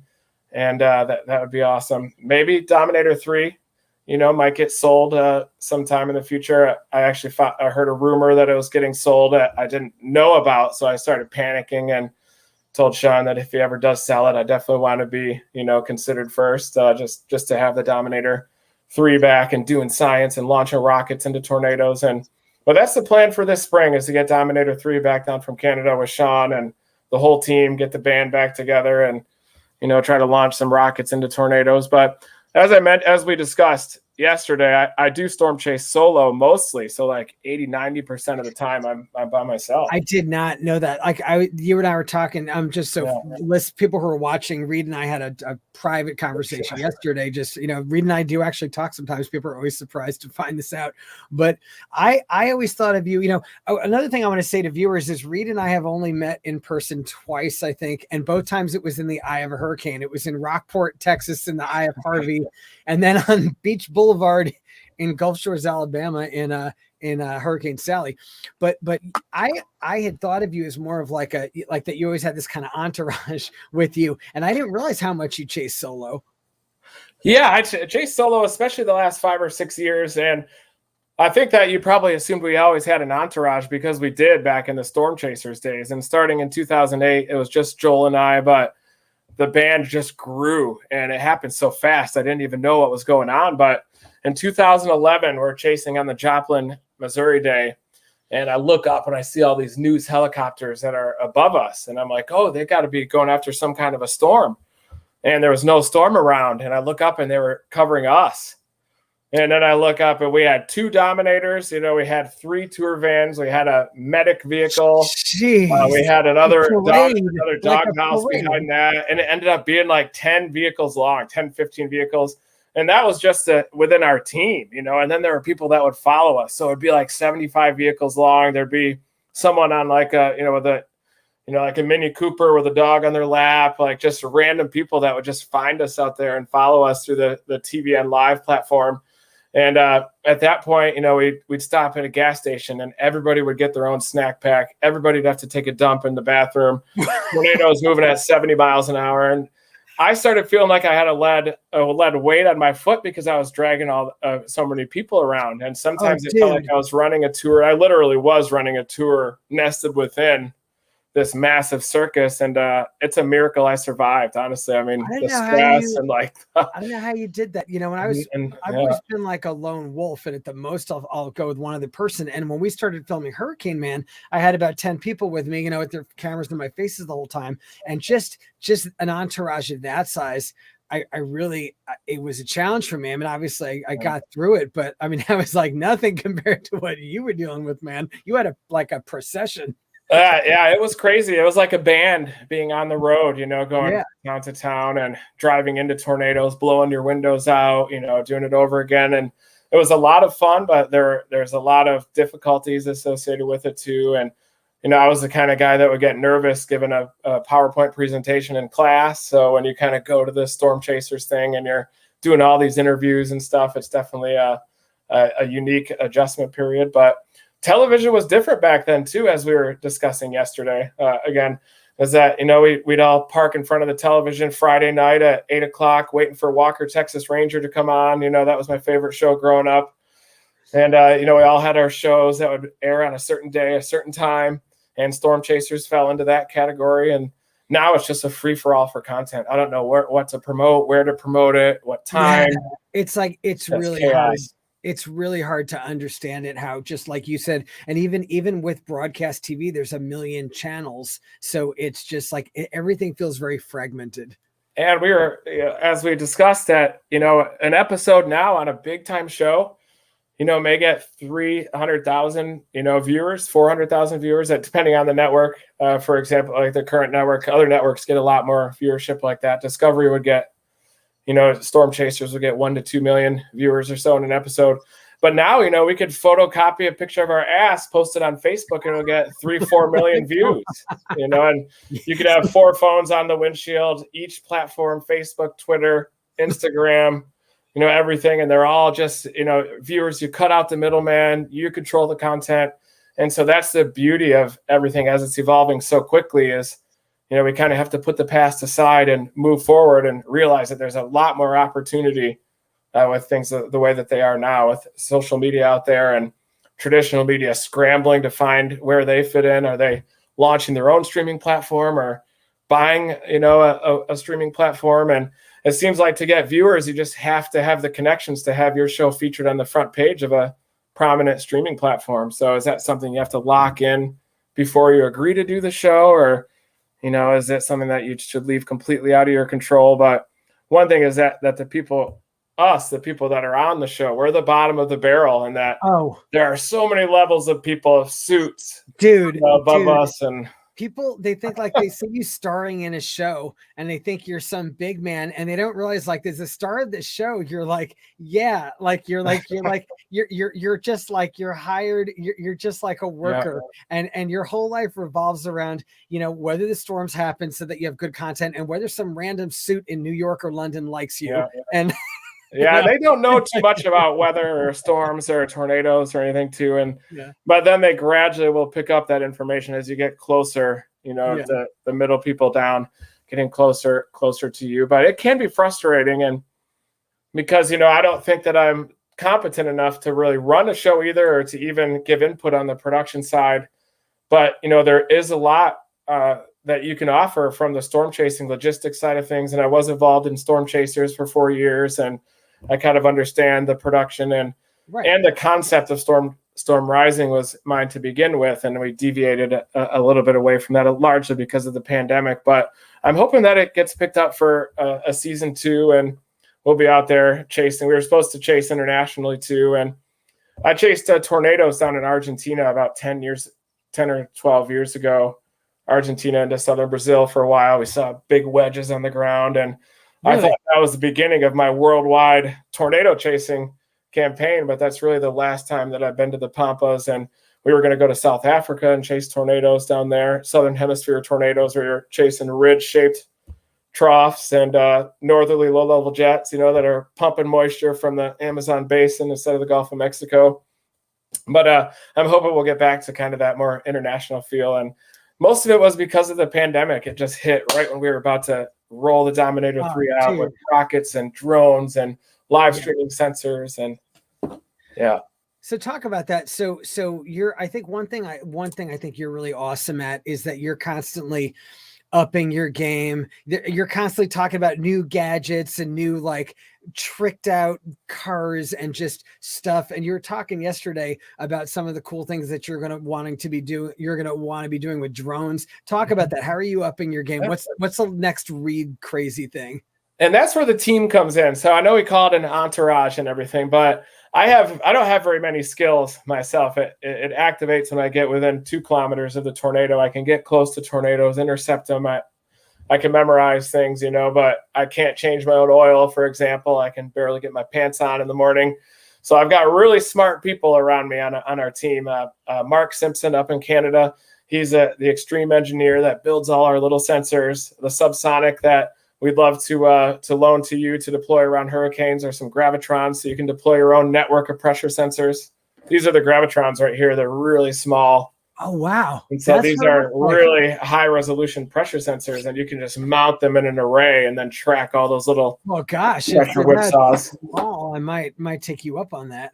Yeah. Oh, yeah. We're not going to give you a choice. We're going to send them to you anyway. So But Mark is making it happen with the sensors, and we were trying to do all that during the Storm Chasers days, but the technology just wasn't quite there yet. And Mark just stumbled into our lives in 2018, and he designed those sensors in a matter of about 3 months, and we launched that rocket into the tornado in 2019. And the pandemic hit right after that, but that was going to be our momentum into 2020 and 2021. But then tornadoes have kind of taken a little bit of a breather the last couple of years. But I think next year, a year two La Nina with a lot of cold water in the northeastern Pacific, I think it's going to be a really active tornado season. And we're going to see Tornado Alley wake up in a big way with a consolidated jet stream and the tendency for a Western U.S. trough. Okay, then that makes sense. And I'd like to add more teams too, and kind of have a little bit of that Storm Chasers feel where you have multiple teams that are doing science, maybe a little bit of competition, but working together toward the common understanding of storms. Maybe we have an iCyclone that's out there deploying gravitrons and doing your thing out there, or, on a remote island, and then we have our team trying to launch rockets and balloons, maybe another science team, but who knows? I think I'll probably be streaming on a lot, multi-platform stream next year and stuff. But we never know what's going to happen. Flex tape too is a good thing. So I think that we'll be doing a lot with Flex Seal and Flex tape moving forward. More than just using it to hold my bumper in place, but that'll be exciting. They're a great company to work with and really science-minded, and so I think that they're going to be a key partner to make our science mission happen. Yeah, no, and I, regarding that, the idea of product ambassadorships, you do it and I do it, and I, yeah, there you go. Okay, so you're working as a brand ambassador for Flex Seal, I assume. Yeah, but we're using it for our science. Yeah, I actually use Flex tape to hold my vehicle together and to waterproof it and to hold our surgenators as well, to mount those to the poles and everything, the storm surge sensors. So. And I've been a big fan. I mean, I think the commercials are awesome when he makes they're fun. They're fun commercials. Yeah, totally. Bill Swift is a marketing genius out there. Just churns those videos out, and they're good. You listen, they're good commercials. They really they make it really clear how the product works and what it does. So they're absolutely effective. And my thing about you and I were talking yesterday about how to keep it real. You might need some Flex tape for the Hurricane House, actually. Don't the Hurricane House is one of those quality made 100-year-old houses. Yeah, put a little bit of that. Put some of that at the base of that foundation, that'll lock them up tight. But regarding brand ambassadorships, you and I were talking about this, how you want to keep it real, and I think like my sort of rule with brand ambassadorships is if I believe in the product, I'll do it. I'll absolutely do it. I won't do any product, but if I think it's a good product, I will absolutely. Like Deltec is one of my clients, and I believe in those houses. They have houses that stood up in Hurricane Dorian with 185 mile-an-hour winds. I'm going to talk about that product, and I'm going to feel good about it. Yeah, definitely. So, yeah. All righty. Well, this has been an awesome sort of encounter, and this is great to have you on, and just to kind of talk not in the eye of a hurricane. Anything you want to say in parting? Yeah, I wish that there was more scoring in this Ravens-Dolphins game. 3-3 isn't going to cut it. Uh-oh. All right. I'm probably not even going to watch it now, but I'm hoping for over 46 points in that one. Well, you might be disappointed. Yeah, but thank you so much for having me, and I know you've got a lot of exciting projects in the future, so I look forward to hearing more about your projects and love hearing about all your intercepts. And I know I heard the personal side of your Hurricane Dorian intercept when I was actually hiking the Swamp Rabbit, I think last year at about this time, maybe the winter, we were talking about it. So, good luck with all of your projects. And I'm not sure what you can and can't share right now, but I know you've got a lot of burgers on the grill. Stuff in the works. Yeah. You know what I mean? And it's like, how it is. I mean, I think our lives are similar in that way. You just have a lot of you have a lot of kind of, just projects going, like stuff on the grill, I say, and just, you hope they come through. Something you said, it is that I want to get back to before you go, is that, the life of a full-time storm chaser, it's a very up and down life, and you have periods where you just feel like a rock star and everything's working out and it's awesome. And you have periods where you don't feel that way. You feel like things are not working. And that's I think that's, you got to be cool with that, or you're not going to make it in this industry. Yeah, I think you got to respect the loss, because if we just went out there and saw tornadoes and Cat 5s every chase, it wouldn't be as, dynamic of a journey, and wouldn't be as challenging, and, it wouldn't bring us in as much. So I kind of almost enjoy the downs, because of my immense respect for the trough. That's a good way of putting it. All right, Reed, well, you're going to have to come back on again soon. Yeah, let's do it. Definitely. My bedtime man. is approaching. I'm trying to go to sleep at the golden hour every day. So my sleep aid's kicking in. Yeah, Okay, I read an article, because I used to stay up all night, every night, and sometimes even like 50 hours at a time. And now I'm trying to just get a lot of sleep, sometimes even 10 hours a night, now that I'm starting to get old. Oh, good for you, man. Sleep is healthy. That's good. I approve. How much sleep do you get a night? I get around 6 to 8, depending. I try to be good about it. I'm pretty active in terms of running and stuff. And when you're when you do a lot of running and cardio, you gotta get that sleep. You've got to restore your body, or you're gonna fall apart. Yeah, I agree. And I find, for just sleeping, and if I just sleep and exercise, I'm like mentally more even. So it's like that's kind of like my religion. Yeah. Wow. Well, thank you so much for having me. This was a lot of fun. Yeah, thanks for making it, man. It's awesome to connect like this. You got a great podcast here, or the Cyclone Live is an awesome concept, and breaking down all the past chases with the science and what you were going through in your head, and bringing in a couple random chaser dudes like this, I think is a cool concept. Thanks, man. Thanks. All right. Never stop chasing. All right. Yeah, it's your slogan, man. Boom. You're on brand to the end. Take it easy, Reed. Bye. Bye. Well, that was awesome. I really enjoyed that. Reed is a great guy. He's always fun to talk to. And like I said, Reed and I, the way we know each other, the first time we met was actually in the eye. Yeah, it was the eye of a hurricane, Category 4 Hurricane Harvey in Rockport, Texas. And then again, the next time we met, like I said, I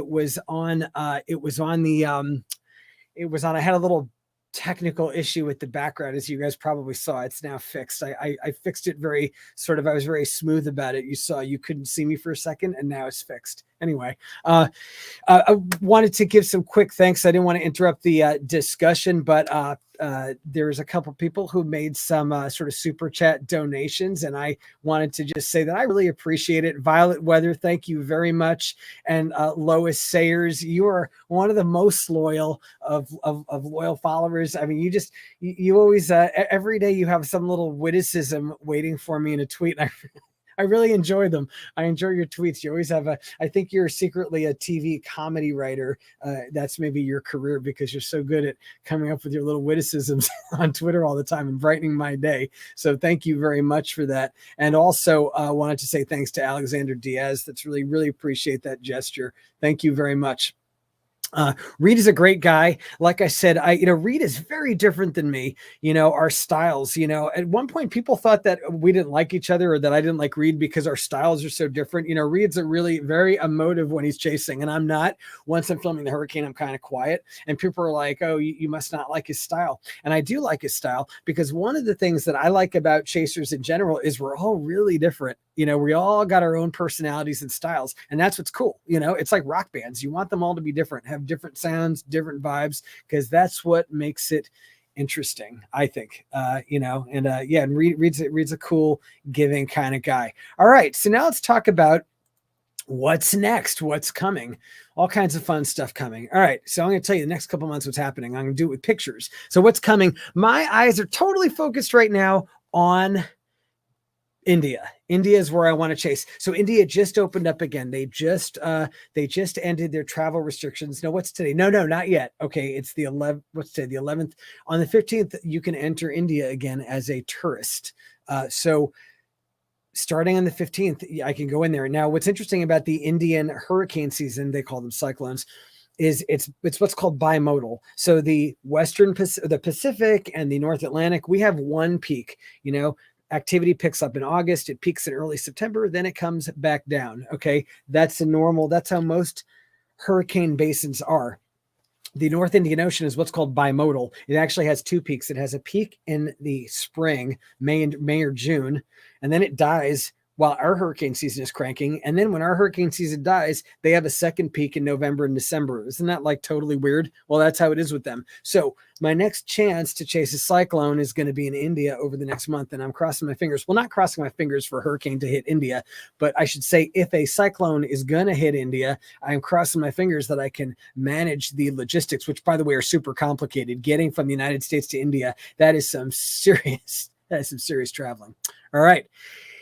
After that period from December to March, I'm looking at Australia. Well, some southern hemisphere nations like Australia, New Caledonia, which is actually a territory of France, I believe, and Fiji. Now, it depends on where these nations are in terms of opening their borders. Australia, as of this point right now, you can't enter, but now that so much of their populations are vaccinated, there's talk of Australia really opening up. It's probably going to be state by state, but I'm hoping that by the time cyclone season really kicks in there, which is December to March, that I could get down there. And then in May and June, we get back to that other peak of the Indian Ocean. And then I'm going to be looking at India and also Oman. Oman occasionally gets some interesting action, and that's a place that you can enter. Okay, and also springtime is when conferences happen, and I wanted to invite you all to this conference. This is my favorite conference of the year. This is the National Tropical Weather Conference. It happens, every year in South Padre Island, Texas. Last 2 years, it didn't happen, of course, or it didn't happen in person because of the pandemic, but it's going to happen again. It's really fun. It's on a resort right on the beach, just above the Mexican border down near Port Isabel, if you know Texas at all. And it's a few days long. It's 6 to 9 April. And I'm going to be there. It's a smaller conference, but it's like a prestigious conference. It usually has a few directors or ex-directors of the National Hurricane Center. It's got some top chasers there. I'm always there. It's got some really big time media people there. It's an intimate conference, and it's a great crowd, and I have a fun time. So anyway, I just want to encourage you guys to come. It's also a great chance to meet people. I love to meet people there. I often meet some social media followers there, and that's really cool. So check that out. hurricanecenterlive.com is where you can get details and sign up if you want to. All right. And then after that, where am I going? Well, probably back to Mississippi. Now it's looking like the pandemic, I'm thinking it's hopefully going to be a non-issue by next year, and I'll be chasing globally again. But I like spending time in Mississippi. I like spending part of the year on the Gulf Coast. So unless it's a hardcore El Nino year where the activity is really going to be focused in the Pacific, I think I'll probably be back here in Mississippi. I like the lifestyle, and I like being in the heart of the USA's hurricane zone. It's a lot different than just flying in for the chases. It's a totally different experience, and I really dig it. So that's probably where I'm going to be. All right. And in terms of TV, I think I'm going to renew with Weather Nation. I had a good experience working with them this year. And so we're talking about next year. So on TV, I'll definitely be doing that. And for TV, I also have another project in the works that Reed alluded to. I'm working with a media company. I mentioned this in the last episode, working with a media company about a sort of a project, sort of a streaming show about my past chases. And as soon as I can talk about that, I will. All right. I want to look back quickly at a Hurricane Celia, which is one of the great hurricanes of Texas history. And I'm going to do this quickly because this live stream has actually gone pretty long, but I wanted to do this because folks really enjoy the history stuff. Celia. This is Hurricane Celia of 1970 hitting the Texas coast. So here's the essentials. It was in 1970, made landfall near Port Aransas, which is very close to Corpus Christi, did almost $1 billion damage, which in that era, 1970, was an unbelievable price tag. And there was catastrophic damage in Texas, specifically in Corpus Christi, which is a pretty big city. One of the things that makes Celia so unique was that it was one of the rare instances of a major hurricane directly hitting a large American city, meaning the inner core of the hurricane passed right over a big city, and the damage was unbelievable. There are only a few other examples of that happening. Miami's been hit directly by major hurricanes a couple of times. Mobile, Alabama was in 1979 by Frederick, and Charleston, South Carolina, the eye of Category 4 Frederick passed right over Charleston. So those are some interesting examples. And Celia is another one. Here's the track of Celia. Started in the Caribbean and then just marched straight across the Gulf to Corpus Christi. And here's the landfall point, literally just north of Corpus Christi, you could see there. And what's interesting here, if we look at the observations, these are the pressure readings. You could see the lowest pressures were around 945 millibars. And here are the peak gusts. Now, this is from the airport. This 140 knots, that's 161 miles an hour. That was at the airport. That was a peak gust, and that was right in the city. So there were some tremendous gusts. Now, the weird thing about Celia was the way it did the damage.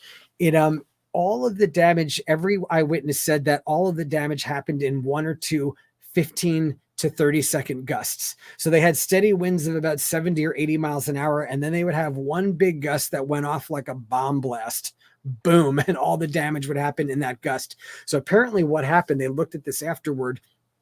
It looked like there was basically the eye wall had a string of embedded microbursts that just exploded across the city. So it was these localized streaks. So you had very streaky damage. So you'd have a streak of catastrophic damage where all the houses collapsed. And then right next to that, you'd have a house where like the potted plants didn't even move. There's something very weird about this storm and the damage pattern. And it was really interesting. The other weird thing about this was Corpus Christi was on the left side, which is usually the weaker side of a hurricane. But in this hurricane, that was the stronger side. That's where all that crazy stuff happened. And let's look at the radar shots. It's primitive radar, but you can see from that time, look at that. You could see that eye wall. It was not completely closed. It was sort of open to the north, but that lower eye wall was really intense. That star represents Corpus Christi, and you could see it just passed right over the city. Theodore Fujita, the famous tornado scientist, actually analyzed the wind damage in the city, and he actually did a sort of a close-up analysis. And these red zones, this is Corpus Christi, the city of Corpus Christi. These red zones are areas that had F1 and F2 wind damage, and you could see it was very streaky. There were streaks separated by these areas of very little damage, and which because again it seemed to be from embedded microbursts in the eye wall. It was a very weird hurricane, and this is what the damage looked like. And you could see just flattened homes and buildings. It was it was really something else. And it was very much a wind event. You don't hear much about the storm surge with this storm. What you hear about is the wind. And it really it knocked down brick buildings, it knocked down wood buildings, all kinds of things. But this is a catastrophic hurricane. Now, how strong was it exactly? Traditionally, it's been considered a category.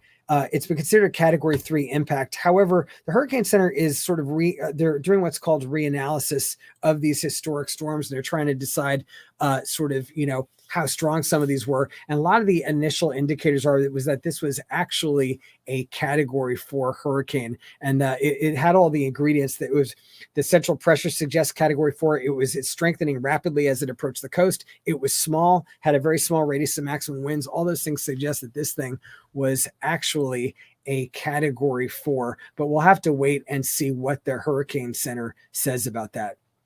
All right, and now for the final segment of the show, and probably my favorite one. Get over it. Yes, get over it. This is where I get to rant and just express an unpopular opinion without apologies and without remorse. And today I want to actually start this segment with a question for you. Okay.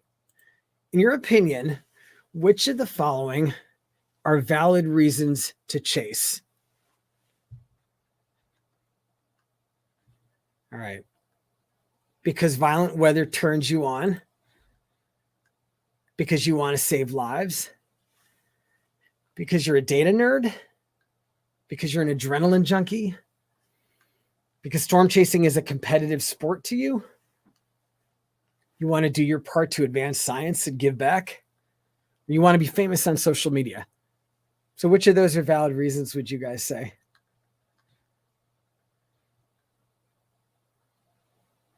Take your guesses. All right. Well, in my opinion, all of them are valid. Okay. All of them. And the reason for that is because everyone chases for their own reasons. Okay.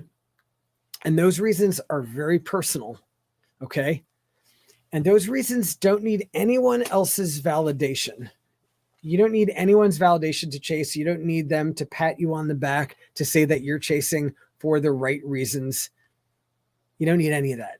You chase for the reasons that you want to chase. You don't need anyone's permission to chase. There's no committee of people that gives you a certification to chase. There's no one who decides that it's cool for you to chase. So that's important. Now, that said, chasing comes with some ethical responsibilities, many. Rule number one is drive carefully, because the worst thing is chasers getting into car accidents and injuring people. You don't want to do that. So driving carefully is really important. Not being a burden on the local population, that is seriously important. Not getting in the way when you're chasing, because wherever you are, the town you're in is experiencing a crisis because a big storm is coming. Okay.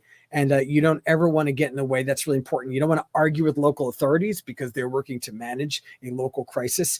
You need to be self-sufficient. Okay. That's really important. After a disaster, you don't want to be mooching food or water from a local person. You don't want to be getting help from people. You want to be self-sufficient.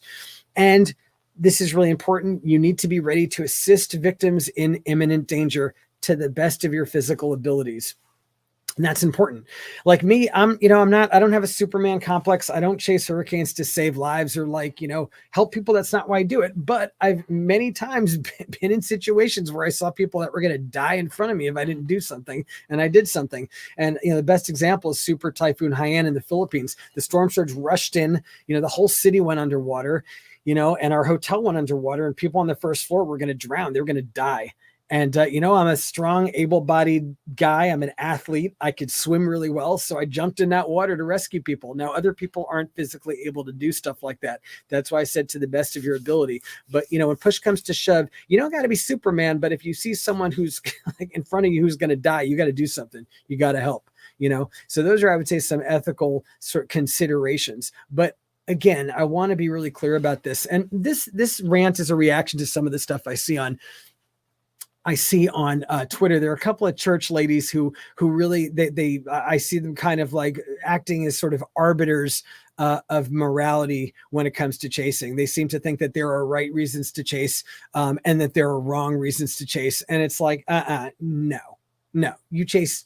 If you feel like chasing, you go chase. There aren't any right or wrong reasons. Chase without apology, just to make sure you do it ethically and just do it your way. And this is what makes it so cool. The fact that we're all chasing for different reasons means we're all telling our stories and documenting the storms in different ways. If you want to be a social media star, you're telling the story one way. If you're just like a data nerd, you're telling it another way. If you just think storms are beautiful, you're telling the story another way. Altogether, we're documenting storms in many ways, and that's good, So all I could say is just, be you.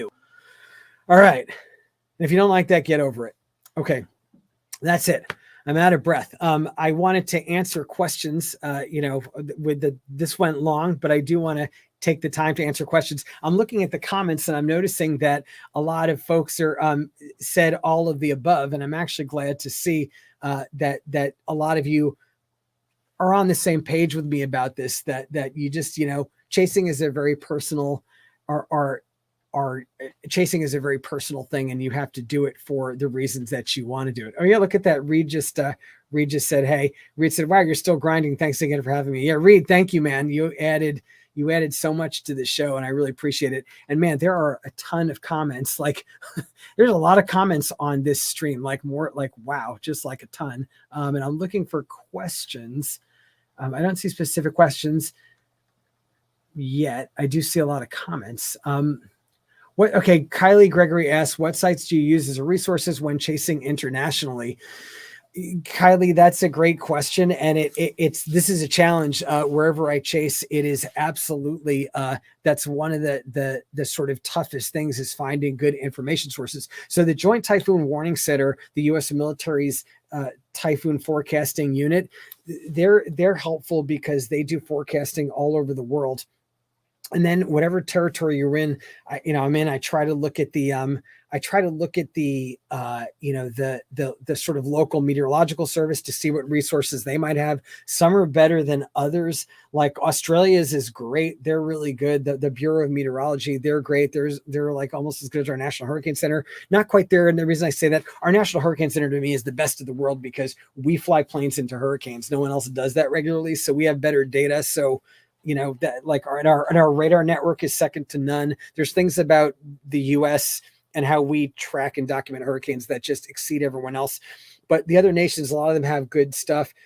Japan has good radar, stuff like that. But with each country, bottom line, wherever you're chasing, you have to do a little exploration to find good local resources. And it's one of the challenges, because some places have good resources, some don't. One of the challenges with Mexico, for example, is sometimes they have radar and sometimes they don't. It depends where. And that's sort of a frustrating thing because, without radar, especially at night, is really tough. It's like sort of shooting in the dark.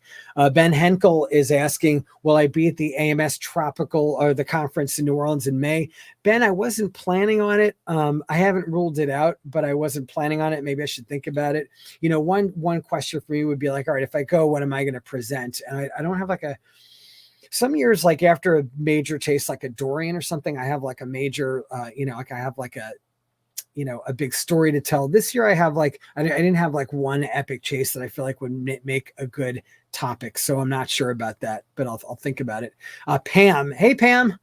Good to hear from you. Pam is another very loyal follower. I feel like I hear from Pam almost every day on Twitter.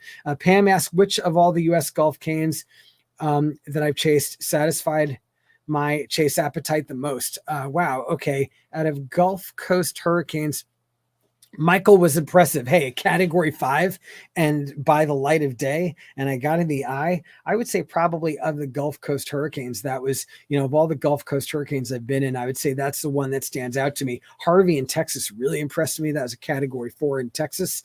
That's another one that like really stands out for me. I would say those two are ones in particular. I found Wilma on the west coast of Florida very exciting for some reason. I think I hadn't chased in a while before that one, so it was like I was getting back into it, and I that one just really kind of lit my fire, and that was cool. Slow Start Media or Slow SRT Media says, out of all the storms I've chased, which storm had the best sound to it? Wow, that's a really great question. I'm going to need to think about that. And you bring up a point though, is that every hurricane sounds different. No two sound alike because it depends on the wind speed. It depends on the terrain. It depends on their buildings, are there telephone wires, are there trees. Every hurricane has a unique sound. This last year, Grace definitely, as you heard in those clips, Grace had the best sound. But I'm going to think about this question. I'm going to go back over my videos and I'm going to try to think. That's a great question. And for some reason, like one is not standing out, but I know that certain videos of mine, like when at certain times when I'm editing the video, I'm like, wow, this sounds awesome. And some hurricanes, no. Like one hurricane that did not have a particularly interesting sound was Dorian. That was the strongest hurricane I've ever been in, category 5, like way into category 5. The sound was, it was loud and it was like a roar, but it wasn't as distinctive as one would think for a hurricane of that intensity. Jo says, if I had the resources, I'd chase to get a sweet shot of a stadium effect. Yes, I think that's stadium effects are the holy grail. Everyone wants to get those. Louis Avery asks, if the San Felipe hurricane was in 2021, where would I chase it? I would chase it in Puerto Rico, where it was a category 5. It also, the San Felipe hurricane also hit Florida as a category 4, but I think I would go for it in Puerto Rico. I think that's where I'd want to be. And Louis also asked, do I wish to chase in Puerto Rico again? Absolutely. I hope Puerto Rico does not get a hurricane for a long time, however, because they had a tough time, after Maria, and the scars are still there.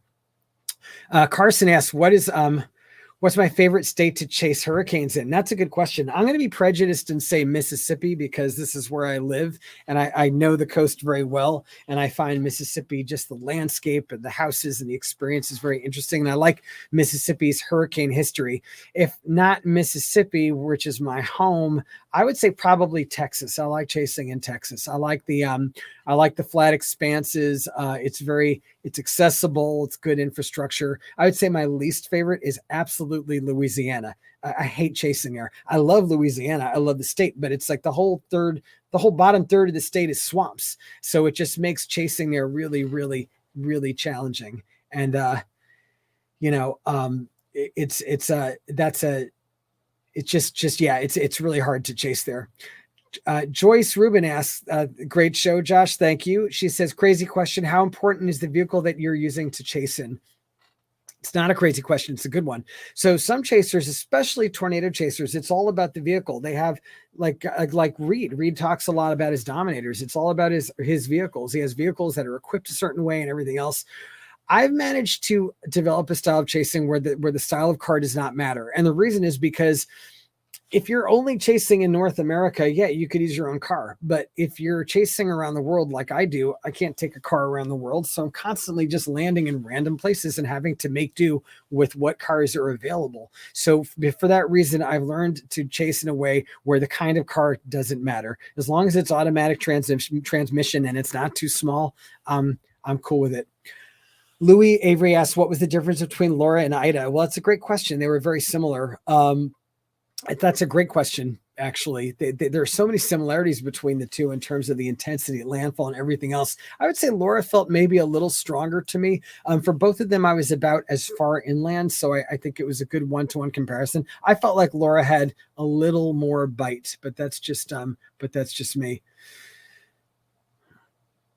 Cyclone HT says, which cyclone surprised you the most in the way that it looked crappy on satellite radar, yet it was much fiercer than you expected? Great question. And that's happened quite a few times where I've been in hurricanes that looked really lousy on satellite imagery. And then, whoa, you get into it and it's like crazy.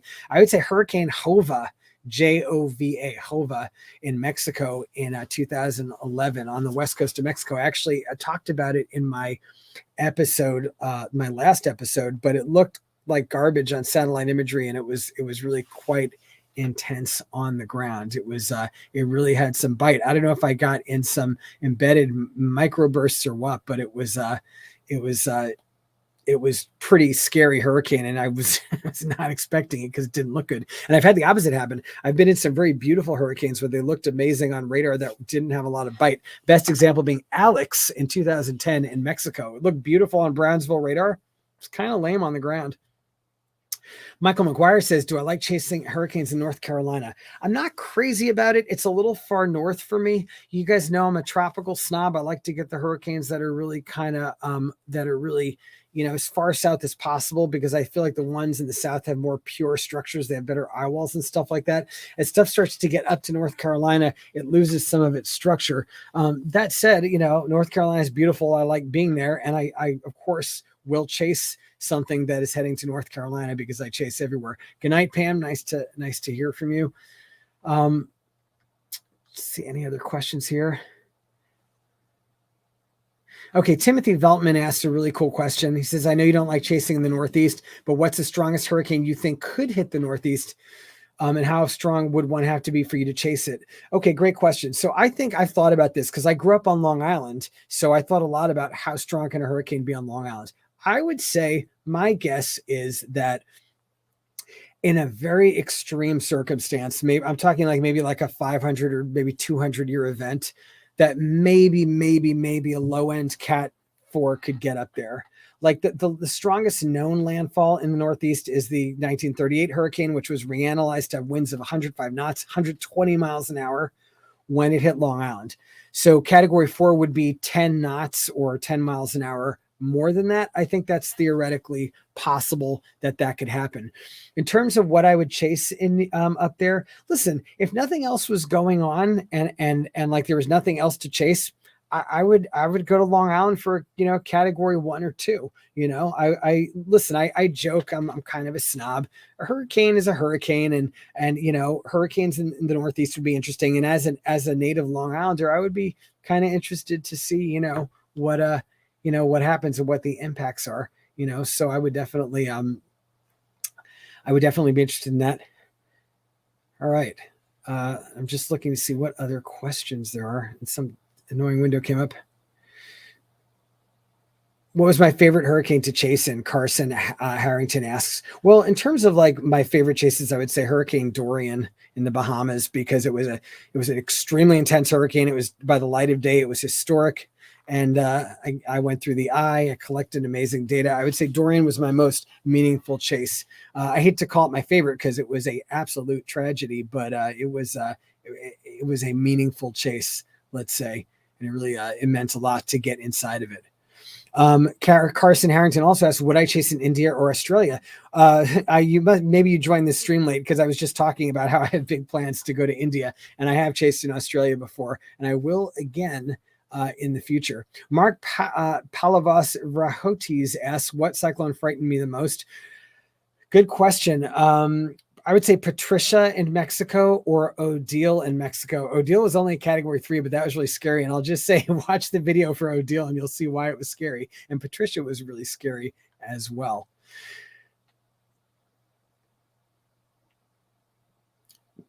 Pam asked, possibly a silly question, but do you prefer night chases or day chases? Oh, day chases all the way. I hate night chases. And the last couple of years have been all night chases, and it's very, very frustrating. It's just, it's really bothering me. Night chases, you can't get good footage a lot of the time. Florida Storm Chasing Adventures asks, have I ever chased tornadoes like Reed does? Nope, I'm a hurricane guy. I'm not saying I would never do it, but I'm a hurricane guy, and that's really kind of what my thing is. Sup Floyd asks, has my style of chasing changed since as I get older? Yeah, I would say it's I've gotten better at chasing. I'm a better chaser than I was. For me, the question is, it's about keeping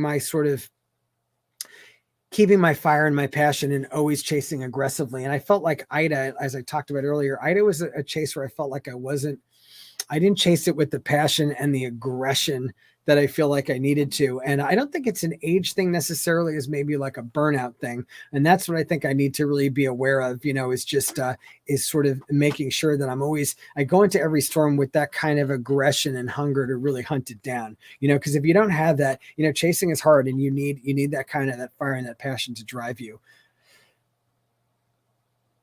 Okay, slow SRT Media asks, what kind of camera equipment do you have to document these storms? Okay, great question. So I've done a lot of experimenting. I used to have all these like really cool, expensive camcorders. The last few years, I've been filming everything on a Samsung phone and a GoPro. Reason being, those devices are more water resistant, and I get better results from them. I know that sounds crazy. Wow, you're shooting on a phone, but the phones and cameras, or the cameras and phones, have gotten really good. And those little devices are very durable, and because it's on the phone, you can quickly upload it to social media. So I've been doing most of my shooting the last few years on phones, and I'm a Samsung guy, but I'm thinking of getting the iPhone 13 because a friend of mine has an iPhone 12, and the shooting, the quality of the footage, especially in darkness and nighttime footage, is insanely good. And I'm thinking maybe I want to kind of experiment with that. But yeah, water resistance, durability, those are big factors. And those smartphones really can take a licking with water. Whereas a lot of really nice camcorders, they get a little moist and they just die. All right, I'll take 2 more questions.